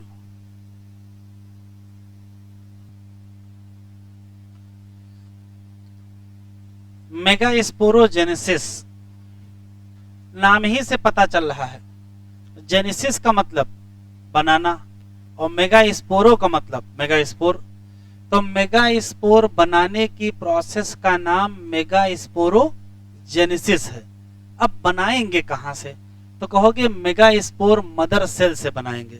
अब ये मेगास्पोर मदर सेल के बारे में अभी थोड़ा पीछे बता के आए थे। देखिए, जैसे मान लेते हैं कि ये कोई ओव्यूल है, ठीक है, और इस ओव्यूल का ये न्यूसेलस है। तो यहां कौन सा इंड होगा? Micropylar end. और यहां कौन सा इंड होगा? चलाजल इंड। तो न्यूसेलस में जितनी भी सेल पाई जाती हैं उसमें से कोई एक सेल अपना साइज बड़ा कर लेती है और उसी एक सेल का नाम मेगास्पोर मदर सेल होता है। मेगास्पोर मदर सेल एक डिप्लॉयड सेल होती है, लार्ज सेल होती है, डेंस साइटोप्लाज्म होता है, प्रोमिनेंट न्यूक्लियस होता है, सब कुछ इसके पास सही है। बस क्वेश्चन याद रखना कि इसकी संख्या कितनी होगी, एक। और ये टोटल ओव्यूल के न्यूसेलस में किस किनारे पर बनेगी?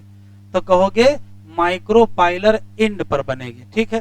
तो कहो माइक्रोपाइलर एंड ऑफ न्यूसेलस, या कह सकते हो माइक्रोपाइलर एंड ऑफ ओव्यूल, बात एक ही है। ये जो सेल है मेगास्पोर मदर सेल, जो कि एक डिप्लॉयड सेल है, ये मियोसिस में जाएगी। तो मियोसिस या रिडक्शन डिवीजन तो दो स्टेप में होता है, मियोसिस 1, मियोसिस 2। तो पहले जब मियोसिस 1 होगा तो दो हेप्लॉयड सेल बनेंगी, दो हेप्लॉयड सेल एक साथ होंगी, कहेंगे मेगास्पोर डायड बन गया। फिर इसमें भी मियोसिस 2 होगी और इसमें भी मियोसिस 2 होगी। तो कुल 4 हेप्लॉयड सेल मिलेंगी, और 4 जो हेप्लॉयड सेल मिलेंगी उसको कहेंगे मेगास्पोर टेट्राड। बस फर्क देख लीजिए, माइक्रोस्पोर का भी टेट्राड बना था और मेगास्पोर का भी टेट्राड बना है। फर्क ये है कि जो मेगास्पोर टेट्राड होता है वो लीनियर होता है, और वहां या तो टेट्राहेड्रल होगा या तो आइसोबाइलेटरल होगा। एक बात, ये चारों मेगास्पोर बन गए, एक साथ इकट्ठा हैं। अब देखिए, मान लेते हैं ये न्यूसेलस है या ओव्यूल, और इसके अंदर 4 मेगास्पोर बन के तैयार, एक ये, दूसरा ये, तीसरा ये, चौथा ये। तो जो 4 मेगास्पोर होंगे उसमें से 3 मेगास्पोर किधर की तरफ, जो माइक्रोपाइल की तरफ होंगे, वो क्या हो जाएंगे? डीजेनरेट हो जाएंगे। तो कितने माइक्रोस्पोर बचेंगे? एक। और किधर की तरफ बचा? तो कहोगे चलाजल एंड की तरफ बचा, वही एक फंक्शनल मेगास्पोर होगा। एक फंक्शनल मेगास्पोर में होगी क्या? माइटोसिस। और एक ही क्या बनेगा? एम्ब्रायोसैक बनेगा। जब कभी एक मेगास्पोर से एक एम्ब्रायोसैक बनता है तो उसे कहते हैं monosporic, monosporic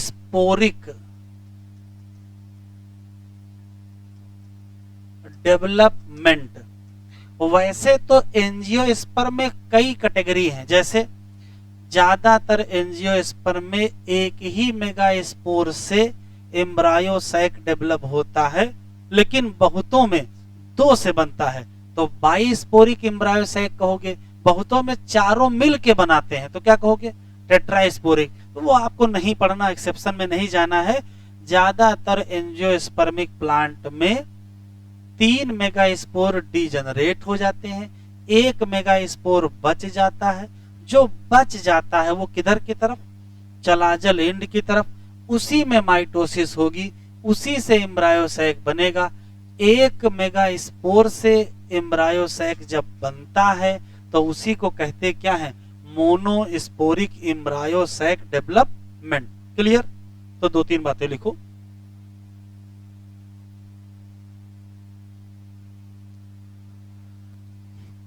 single megaspore mother cell form at micropylar end of ovule या न्यूसेलस। बात एक ही है।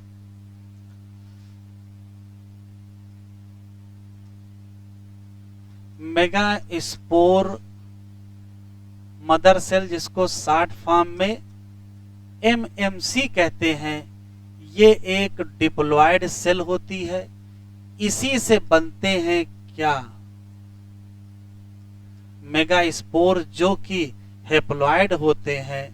और यहां क्या होगा, मियोसिस। ठीक है।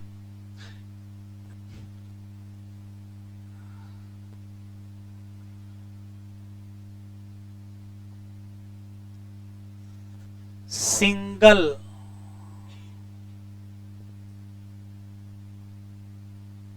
मेगा स्पोर मदर सेल क्या करेगी, बनाएगी 4 मेगा स्पोर। उसमें से 3 और 1, 3 क्या कर गए, डीजनरेट, और 1 क्या बचा, फंक्शनल। जब सिंगल फंक्शनल मेगा स्पोर क्या बनाए, फॉर्म सिंगल एम्ब्रायोसैक, तो इसको कहते क्या है, इसी को कहते हैं monosporic development.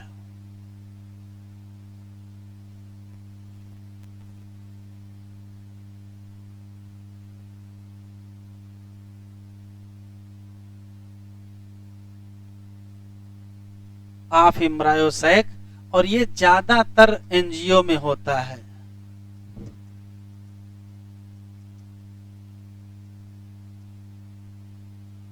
Most of angiosperm.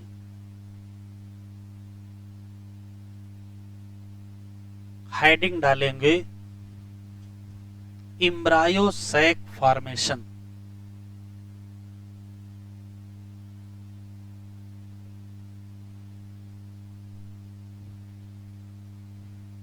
याद रखेंगे मेगा स्पोर से एम्ब्रायोसैक कौन से डिवीजन से बनेगा, जबकि मेगा स्पोर मदर सेल से मेगा स्पोर कैसे बनेंगे, मियोसिस। तो मियोसिस भी होनी है और माइटोसिस भी होनी है। हेडिंग डालें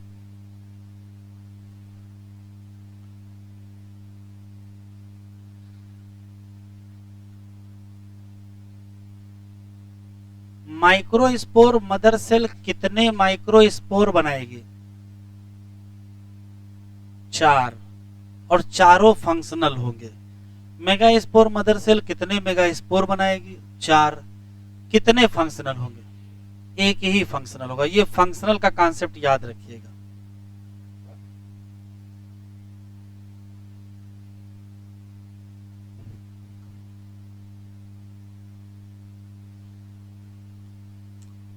बढ़े आगे।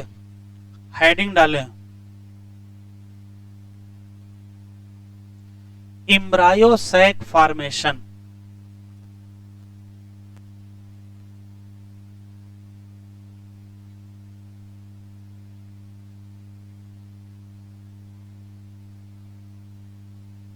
और डायग्राम बना लीजिए।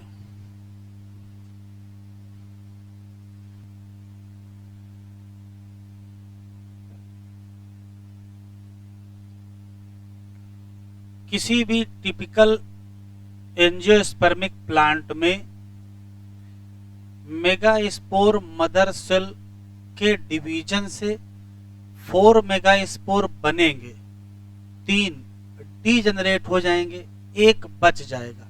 तो जो बच जाएगा उसको हम कहेंगे फंक्शनल मेगास्पोर, और होगा कहाँ, चलाजल एंड की तरफ। ये जो फंक्शनल मेगास्पोर है यही माइटोसिस करेगा, और इसी की माइटोसिस का रिजल्ट है मैच्योर फीमेल गेमेटोफाइट या एम्ब्रायोसैक बनेगा। अब स्पेशल केस देखो क्या है कि जब इसकी माइटोसिस का नंबर आता है तो ये सिर्फ कैरियोकाइनेसिस करता है, साइटोकाइनेसिस नहीं करता है। तो कैरियोकाइनेसिस कर लिया तो एक न्यूक्लियस, जो कि हेप्लॉइड तो है ही, से 2 न्यूक्लियस बन गए, और बनने के बाद एक चला गया एक पोल की तरफ और दूसरा चला गया दूसरे पोल की तरफ। ये भी हेप्लॉइड है, ये भी हेप्लॉइड है। फिर दूसरी माइटोसिस होगी, मतलब कैरियोकाइनेसिस 2 हो जाएगी, और जब कैरियोकाइनेसिस 2 हो जाएगी तो इस न्यूक्लियस से 2 न्यूक्लियस और इस न्यूक्लियस से भी 2 न्यूक्लियस बन जाएंगे। तो कुल कितने हो गए, 4 हो गए। फिर माइटोसिस होगी और केवल कैरियोकाइनेसिस ही होगा। तो भाई ये 2 हैं 4 हो जाएंगे, ये 2 हैं 4 हो जाएंगे। देखिए हो क्या रहा है, यहाँ जो डिवीजन हो रहा है वो है तो माइटोसिस ही। कैसे पता चला है माइटोसिस, तो भाई यहाँ न्यूक्लियस N था, ये भी क्या था N का, और ये भी क्या था N का, से N बनाओगे क्या होगा, माइटोसिस होगा। लेकिन ये माइटोसिस कुछ ऐसी है कि कैरियोकाइनेसिस तो होगी लेकिन साइटोकाइनेसिस नहीं हो रही है। इसको कहते हैं free nuclear division, short form में FND कहते हैं। तो पहला सवाल ये है कि जब एम्ब्रायोसैक बन रहा होगा तो चलेगा फ्री न्यूक्लियर डिवीजन। पहला सवाल कितने, 3 बार होगा। एक बार होगा 2 न्यूक्लियस, दूसरी बार 4 न्यूक्लियस, तीसरी बार 8 न्यूक्लियस। तो एम्ब्रायोसैक की स्थिति ये होगी कि भाई जब 2 न्यूक्लियस होगा तो कहेंगे 2 न्यूक्लिएटेड एम्ब्रायोसैक, जब 4 होंगे तो 4 न्यूक्लिएटेड एम्ब्रायोसैक, फिर 8 न्यूक्लिएटेड एम्ब्रायोसैक बनेगा। उसके बाद इनको याद आएगा कि साइटोकाइनेसिस भी करना है, तो कहेंगे ठीक है साइटोकाइनेसिस कर लेते हैं। तो सवाल पूछा गया है कि एम्ब्रायोसैक फॉर्मेशन में कितने न्यूक्लियस बनने के बाद सेल वॉल का फॉर्मेशन होगा। तो कहोगे 8 न्यूक्लियस बनने के बाद सेल वॉल का फॉर्मेशन होगा, एक क्वेश्चन। अब जब सेल वॉल बनाने की बारी आएगी तो कितने न्यूक्लियस के चारों तरफ सेल वॉल बनाई जाएगी और कितने न्यूक्लियस के चारों तरफ सेल वॉल नहीं बनाई जाएगी। तो कहोगे 8 में से जो 6 न्यूक्लियस हैं, जैसे 3 यहां रह गए 3 यहां रह गए, होता क्या है इसमें से एक सेंटर में चला आएगा और इसमें से एक सेंटर में चला आएगा। तो इस पोल पर 3 बचेंगे, इस पोल पर 3 बचेंगे। तो जो पोल पर होंगे वहां तो सेल वॉल बन जाएगी। तो कितने न्यूक्लियस के चारों तरफ नई सेल वॉल बनाई गई। तो कहोगे 3 न्यूक्लियस ऊपर की तरफ, 3 न्यूक्लियस नीचे, मतलब कुल कितने हो गए 6 न्यूक्लियस। तो कितने न्यूक्लियस के बाहर सेल वॉल नहीं बनाई गई। तो कहोगे 2 न्यूक्लियस। जिनके खिलाफ सेल वॉल नहीं बनाई गई उनका नाम बदल के क्या रख दिया गया, पोलर न्यूक्लियाई। वो 3 न्यूक्लियस जो माइक्रोपाइलर एंड की तरफ थे उनको क्या बना दिया गया, एग अपरेटस। और वो 3 न्यूक्लियस जो चलाजल एंड की तरफ थे उनको क्या बना दिया गया, एंटीपोडल सेल। एक और सवाल, एक अपरेटस में कुल कितनी सेल हैं। कहोगे 3 सेल। तो उसमें से एक सेल कौन सी है, एग सेल, और 2 सेल कौन सी है, सिनर्जिड सेल। फिर बड़ी सबसे बड़ी सेल कौन सी है, सेंट्रल सेल, उसी में क्या है, पोलर न्यूक्लियाई। और 3 सेल जो किधर की तरफ है, चलाजल एंड की तरफ, उनका नाम क्या पड़ गया, एंटीपोडल सेल। तो अगर कुल सेल गिने तो भाई 1 हो गई एग सेल, 2 हो गए सिनर्जिड 3, 1 हो गई सेंट्रल सेल 4, और 3 हो गई कौन सी, एंटीपोडल सेल। कितनी हो गई, 7 सेल। और न्यूक्लियस कितने हैं, 8। तो किसी मैच्योर फीमेल गेमेटोफाइट या टिपिकल एम्ब्रायोसाइक में कितने न्यूक्लियस, कितनी सेल, तो कहोगे 8 न्यूक्लिएटेड 7 सेल। ये है एसर्शन। टिपिकल एम्ब्रायोसाइक 8 न्यूक्लिएटेड 7 सेल का होता है, ये है एसर्शन। रीजन क्या है, इसी साल पूछा गया, इसी साल यही एसर्शन रीजन आया। पेज खोलो, टिपिकल एम्ब्रायोसाइक में 8 न्यूक्लिएटेड 7 सेल, ये एसर्शन रीजन में आया है। Page number 35, question number 92।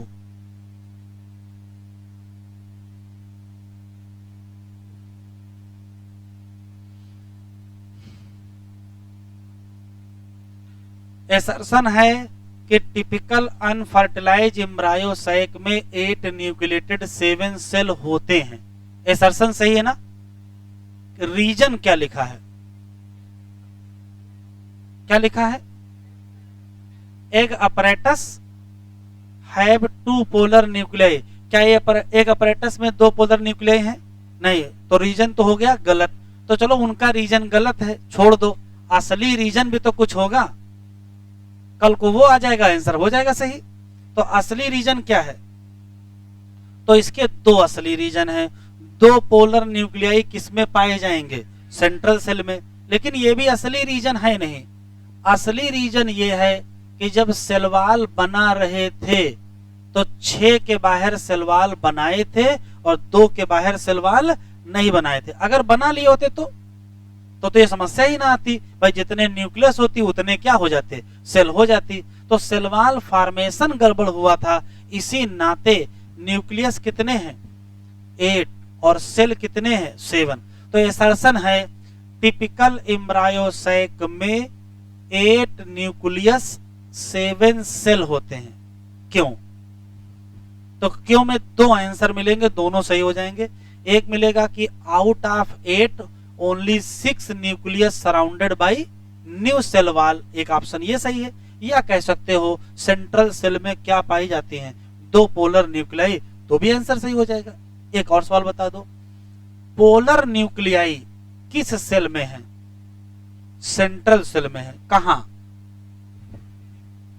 कहां, ऑप्शन सुनो फिर आंसर बताओ। पहला ऑप्शन एग अपरेटस के नीचे है, दूसरा ऑप्शन एग अपरेटस के ऊपर है।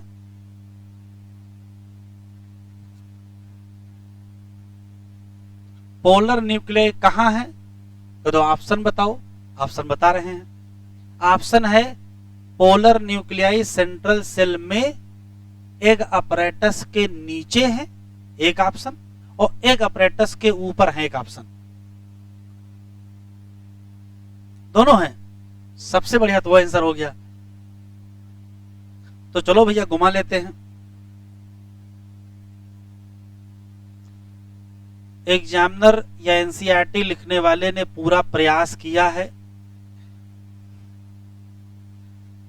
कि आप कंफ्यूज रहो। चलो, ये है एक मैच्योर एम्ब्रायोसैक, ये माइक्रोपाइलर इंड है, ये चलाजल इंड है, ठीक है। तो बताओ ये कौन से ओव्यूल का है, आर्थोट्रापस की एनाट्रापस, ये एनाट्रापस का है। आराम से बताएं पोलर न्यूक्लियाई कहां है, एग अपरेटस के ऊपर है कि एग अपरेटस के नीचे है।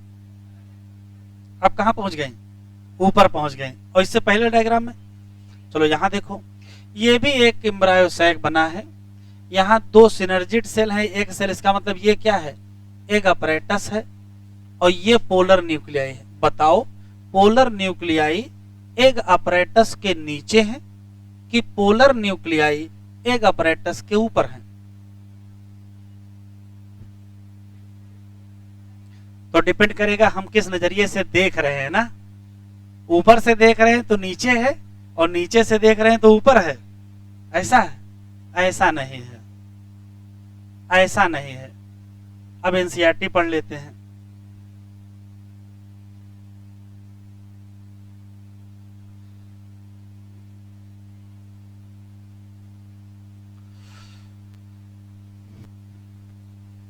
यहां लिखा है पोलर न्यूक्लियाई सिचुएट कहा below egg apparatus in large central cell. अब ध्यान से सुने, पोलर न्यूक्लियाई जहां थी वही है। आप चाहे जितना डायग्राम घुमा लीजिए, उससे कोई मतलब नहीं है। क्यों? आप ये डायग्राम देखोगे तो पोलर न्यूक्लियाई कहां चली जाएंगे? ऊपर चली जाएंगे, एक अपरेटस के ऊपर। और ये देखोगे तो नीचे चली जाएंगे। तो ऐसा तो हो नहीं सकता है, या तो परमानेंट ऊपर हैं या तो परमानेंट नीचे हैं। तो कहां थी, कहां है, कहां रहेंगी? तो ये पहले भी एग अपरेटस के नीचे थी, एग अपरेटस के नीचे हैं, और ये एग अपरेटस के नीचे ही रहेंगी। डायग्राम बदलने से पोजीशन नहीं चेंज होने वाली। क्लियर क्या है? तो कंक्लूसिव लाइन, पोलर न्यूक्लियाई कहां है? तो कहोगे सेंट्रल सेल में है। ऑप्शन नहीं है बिलो एबव। पहले ऑप्शन बताओ कहां है? सेंट्रल सेल में है। अब सेंट्रल सेल में कहां है? तब कहिएगा कहां पर है? तो कहोगे बिलो एग अपरेटस। आखिरी सवाल, किसी भी पर्टिकुलर एग अपरेटस में कितनी सेल होती हैं? 3। तो 2 क्या होती हैं? सिनर्जिड। और 1 क्या होती है? एक सेल। ये मान लेते एक सिनर्जिड सेल है, तो सिनर्जिड सेल का ये किनारा कौन सा होगा? माइक्रोपाइलर एंड होगा। तो सिनर्जिड सेल के माइक्रोपाइलर एंड की तरफ सेल की थिकनिंग पाई जाती है, और थिकनिंग का नाम फिलीफॉर्म अपरेटस। अभी आप रटेंगे फिलीफॉर्म अपरेटस कहां है? तो कहोगे micropylar end of synergid cell. एक क्वेश्चन, भविष्य में ये काम क्या करेगी? तो जो पालन ट्यूब आएगी, जो पालन ग्रेन से आई है, उसको रास्ता कौन दिखाएगा? यही फिलीफॉर्म अपरेटस। कैसे? वो हम लोग वहां आगे पढ़ लेंगे। तो फिलीफॉर्म अपरेटस क्या है? तो कहोगे सेलुलर थिकनिंग है। कहां पाई जाएगी? Micropylar end of synergid cell. क्या करेगी? तब क्या कहोगे? तब कहोगे क्या? पालन ट्यूब को गाइड करेगी। ये जान लीजिए, एक क्वेश्चन लगभग हर साल पूरे फीमेल वाले पार्ट से आता है, चाहे जहां से पूछ लें। अब लिखो, यहां सब लिख लिया है? चलो, फंक्शनल गिर गए भैया।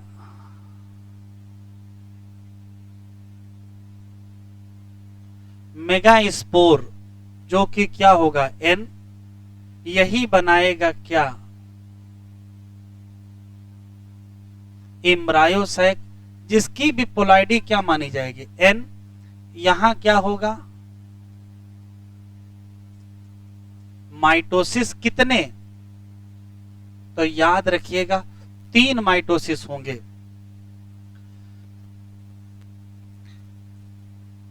Functional megaspore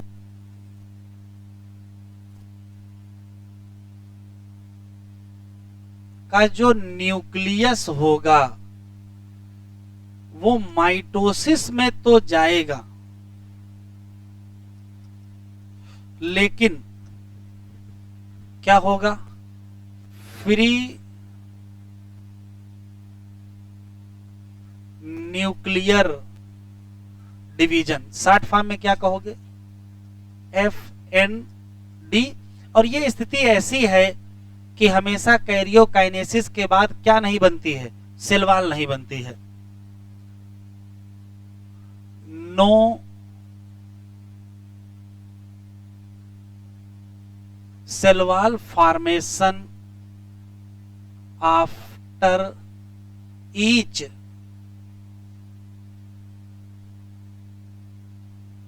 karyokinesis. प्रत्येक कैरियोकाइनेसिस के बाद सेल वॉल नहीं बनती थी, उसी चक्कर में इसका नाम क्या पड़ गया? फ्री न्यूक्लियर डिवीजन पड़ गया। पढ़ जाने दीजिए, कोई बात नहीं। आफ्टर 8 न्यूक्लिएटेड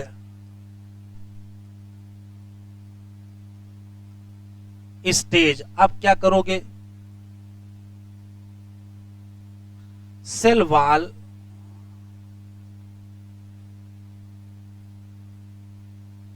फॉर्मेशन होगा। क्या होगा, सेल वॉल फॉर्मेशन। और किसके अराउंड होगा,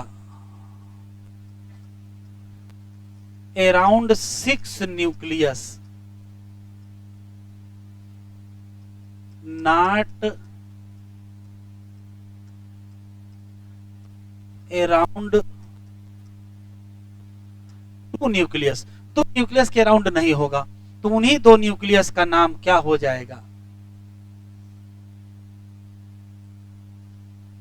पोलर न्यूक्लियाई।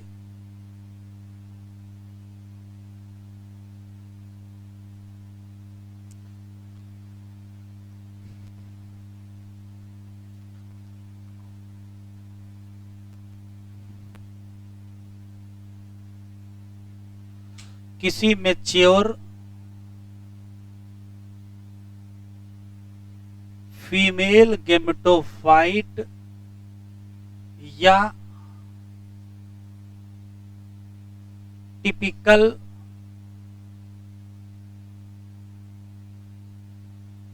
एम्ब्रायोसैक में कितना होगा, तो कहोगे 8 न्यूक्लिएटेड और क्या 7 सेल्ड। क्यों, तो क्यों वही है, क्या 2 पोलर न्यूक्लियाई है सेंट्रल सेल में, या सेल वॉल नहीं बनाई गई है किसके अराउंड, 2 न्यूक्लियस के around.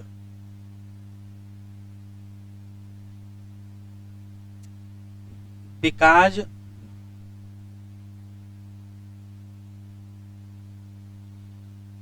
No cell wall formation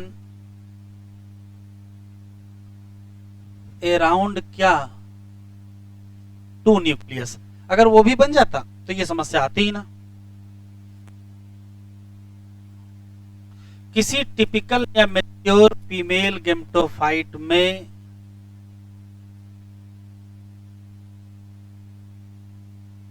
cell का डिस्ट्रीब्यूशन बड़ा स्पेशल है।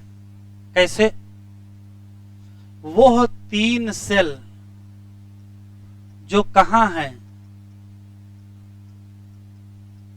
माइक्रोपाइलर इंड पर हैं, उनका नाम क्या हो गया,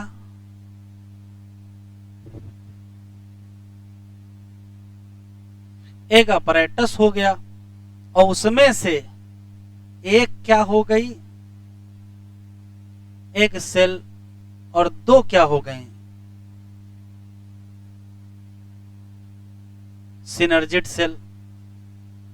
और वो 3 सेल जो कहां थी,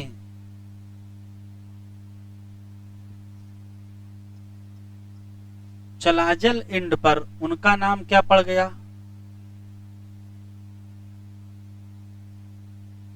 एंटीपोडल सेल। और वो एक लार्ज सेल, उसका नाम क्या पड़ गया, सेंट्रल सेल। और इसी में क्या होंगे, विद 2 पोलर न्यूक्लियाई। लिखे बेटा, आगे बढ़ लें। एग्जामिनर खुश था, फीमेल रिप्रोडक्टिव पार्ट से इस बार 2 सवाल दिया है। एक तो वो क्वेश्चन दिया माइटोसिस मियोसिस काउंटिंग वाला, और एक ये एसर्शन रीजन दिया। इस बार इस चैप्टर से 3 एसर्शन रीजन आए।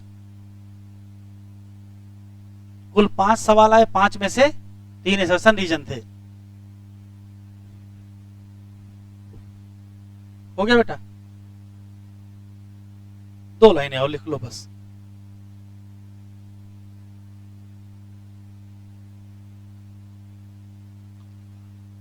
Polar nuclei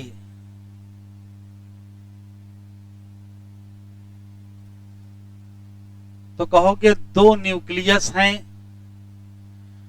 present in central cell, और वो भी कहां, below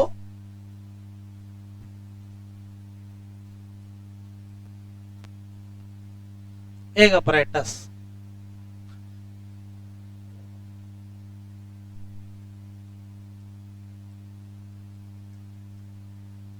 synergid cell,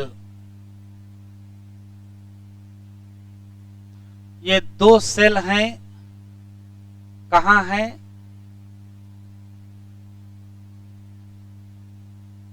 micropylar end as part of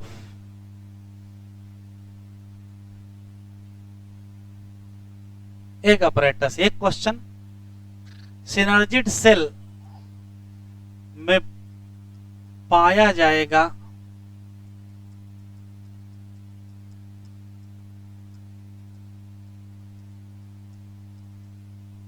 filiform apparatus, ये क्या है, तो कहोगे सेलुलर थिकनिंग है। और है कहां,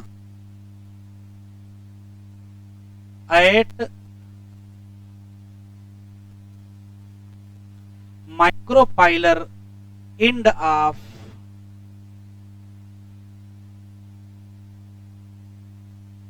synergid cell.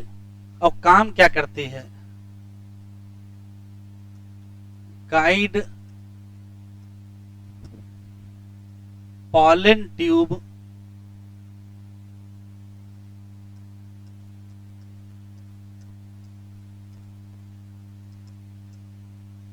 Toward synergid cell.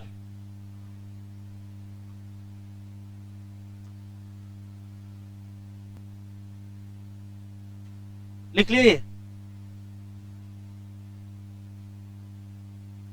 और इस बार टेस्ट एक दिन पहले है, थर्सडे को है।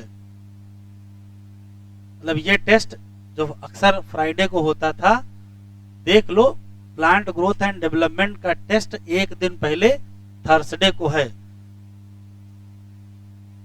तो थर्सडे है कब, आज ट्यूसडे हो ही गया है, ठीक है, एक दिन बाद है प्लांट ग्रोथ एंड डेवलपमेंट का टेस्ट।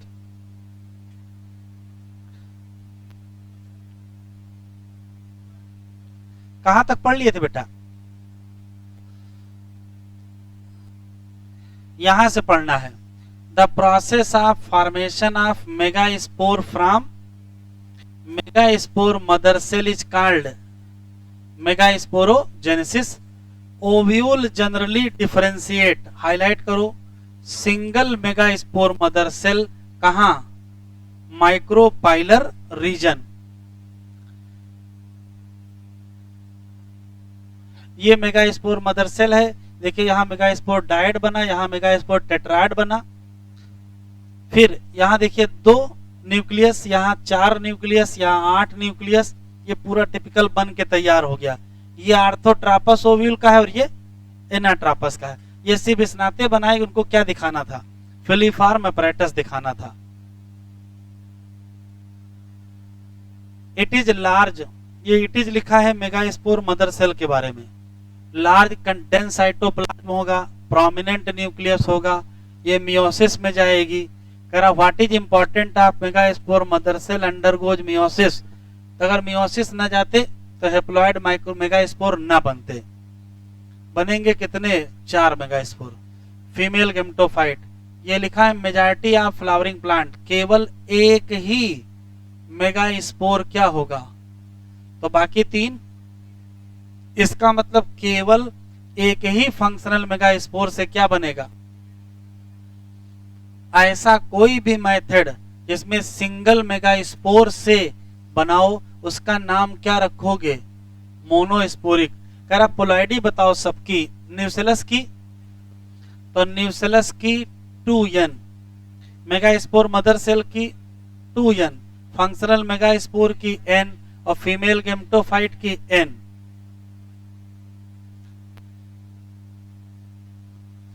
कह रहा जो न्यूक्लियस है फंक्शनल मेगास्पोर वो डिवाइड करेगा कैसे, माइटोसिस, और बनाएगा पहले 2 न्यूक्लियस, और दोनों कहां चले जाएंगे, पोल पर बन जाएगा 2 न्यूक्लिएटेड एम्ब्रायोसाइक, फिर 2 और माइटोटिक डिवीजन होगा तो बनेगा 4 nucleated 8 nucleated. It is interest to note, कह रहा नोट कर लो, तो ये नोट कर लो, एग्जाम में आने वाला है। दीज माइटोटिक डिवीजन स्ट्रिक्टली क्या होते हैं, फ्री न्यूक्लियर, क्योंकि न्यूक्लियर डिवीजन के बाद क्या नहीं होता है, तुरंत सेल वॉल फॉर्मेशन नहीं होता, बाद में तो होगा ही। ये स्पष्ट क्वेश्चन लिखा है, after 8 nucleated stage cell wall अब बनाई जाएंगी। तो सेल वॉल कब बनाओगे, 8 के बाद बनाओगे, और तभी क्या बन जाएगा, टिपिकल फीमेल गेमेटोफाइट या एम्ब्रायोसाइक। कह रहा ऑब्जर्व करो डिस्ट्रीब्यूशन ऑफ सेल, कर लिया, जो 6 हैं किसमें से, 8 में से, वही सराउंडेड बाई सेल वॉल, बाकी 2 क्या हैं, छूट जाएंगे, और जो छूट जाएंगे उनका नाम पोलर न्यूक्लियाई। कहाँ है, तो जहां थे वही है, चेंज ना करना, कहाँ है, below egg apparatus in the central cell. There is a characteristic distribution of the cell within the embryo sac. वो तीन सेल जो कहाँ हैं उनका नाम एग apparatus, और एग apparatus में 2 क्या हैं, सिनर्जिड, और एक क्या है, एग सेल। सिनर्जिड में सेलुलर थिकनिंग है, कहाँ है, माइक्रोपाइलर टिप, नाम क्या, फिलीफॉर्म apparatus, काम क्या, रोल। तो ये टिक कर लो, guide the pollen tube into synergid. जो 3 सेल कहाँ हैं, चलाजल एंड पर है, उनका नाम एंटीपोडल सेल। जो बड़ी सी सेल है जिसको पहले नाम दे चुके हैं सेंट्रल सेल, उसमें क्या है, 2 प्रोमिनेंट न्यूक्लियाई। इसी नाते टिपिकल एंजियोस्पर्म में क्या है, 8 न्यूक्लियस 7 सेल, बस।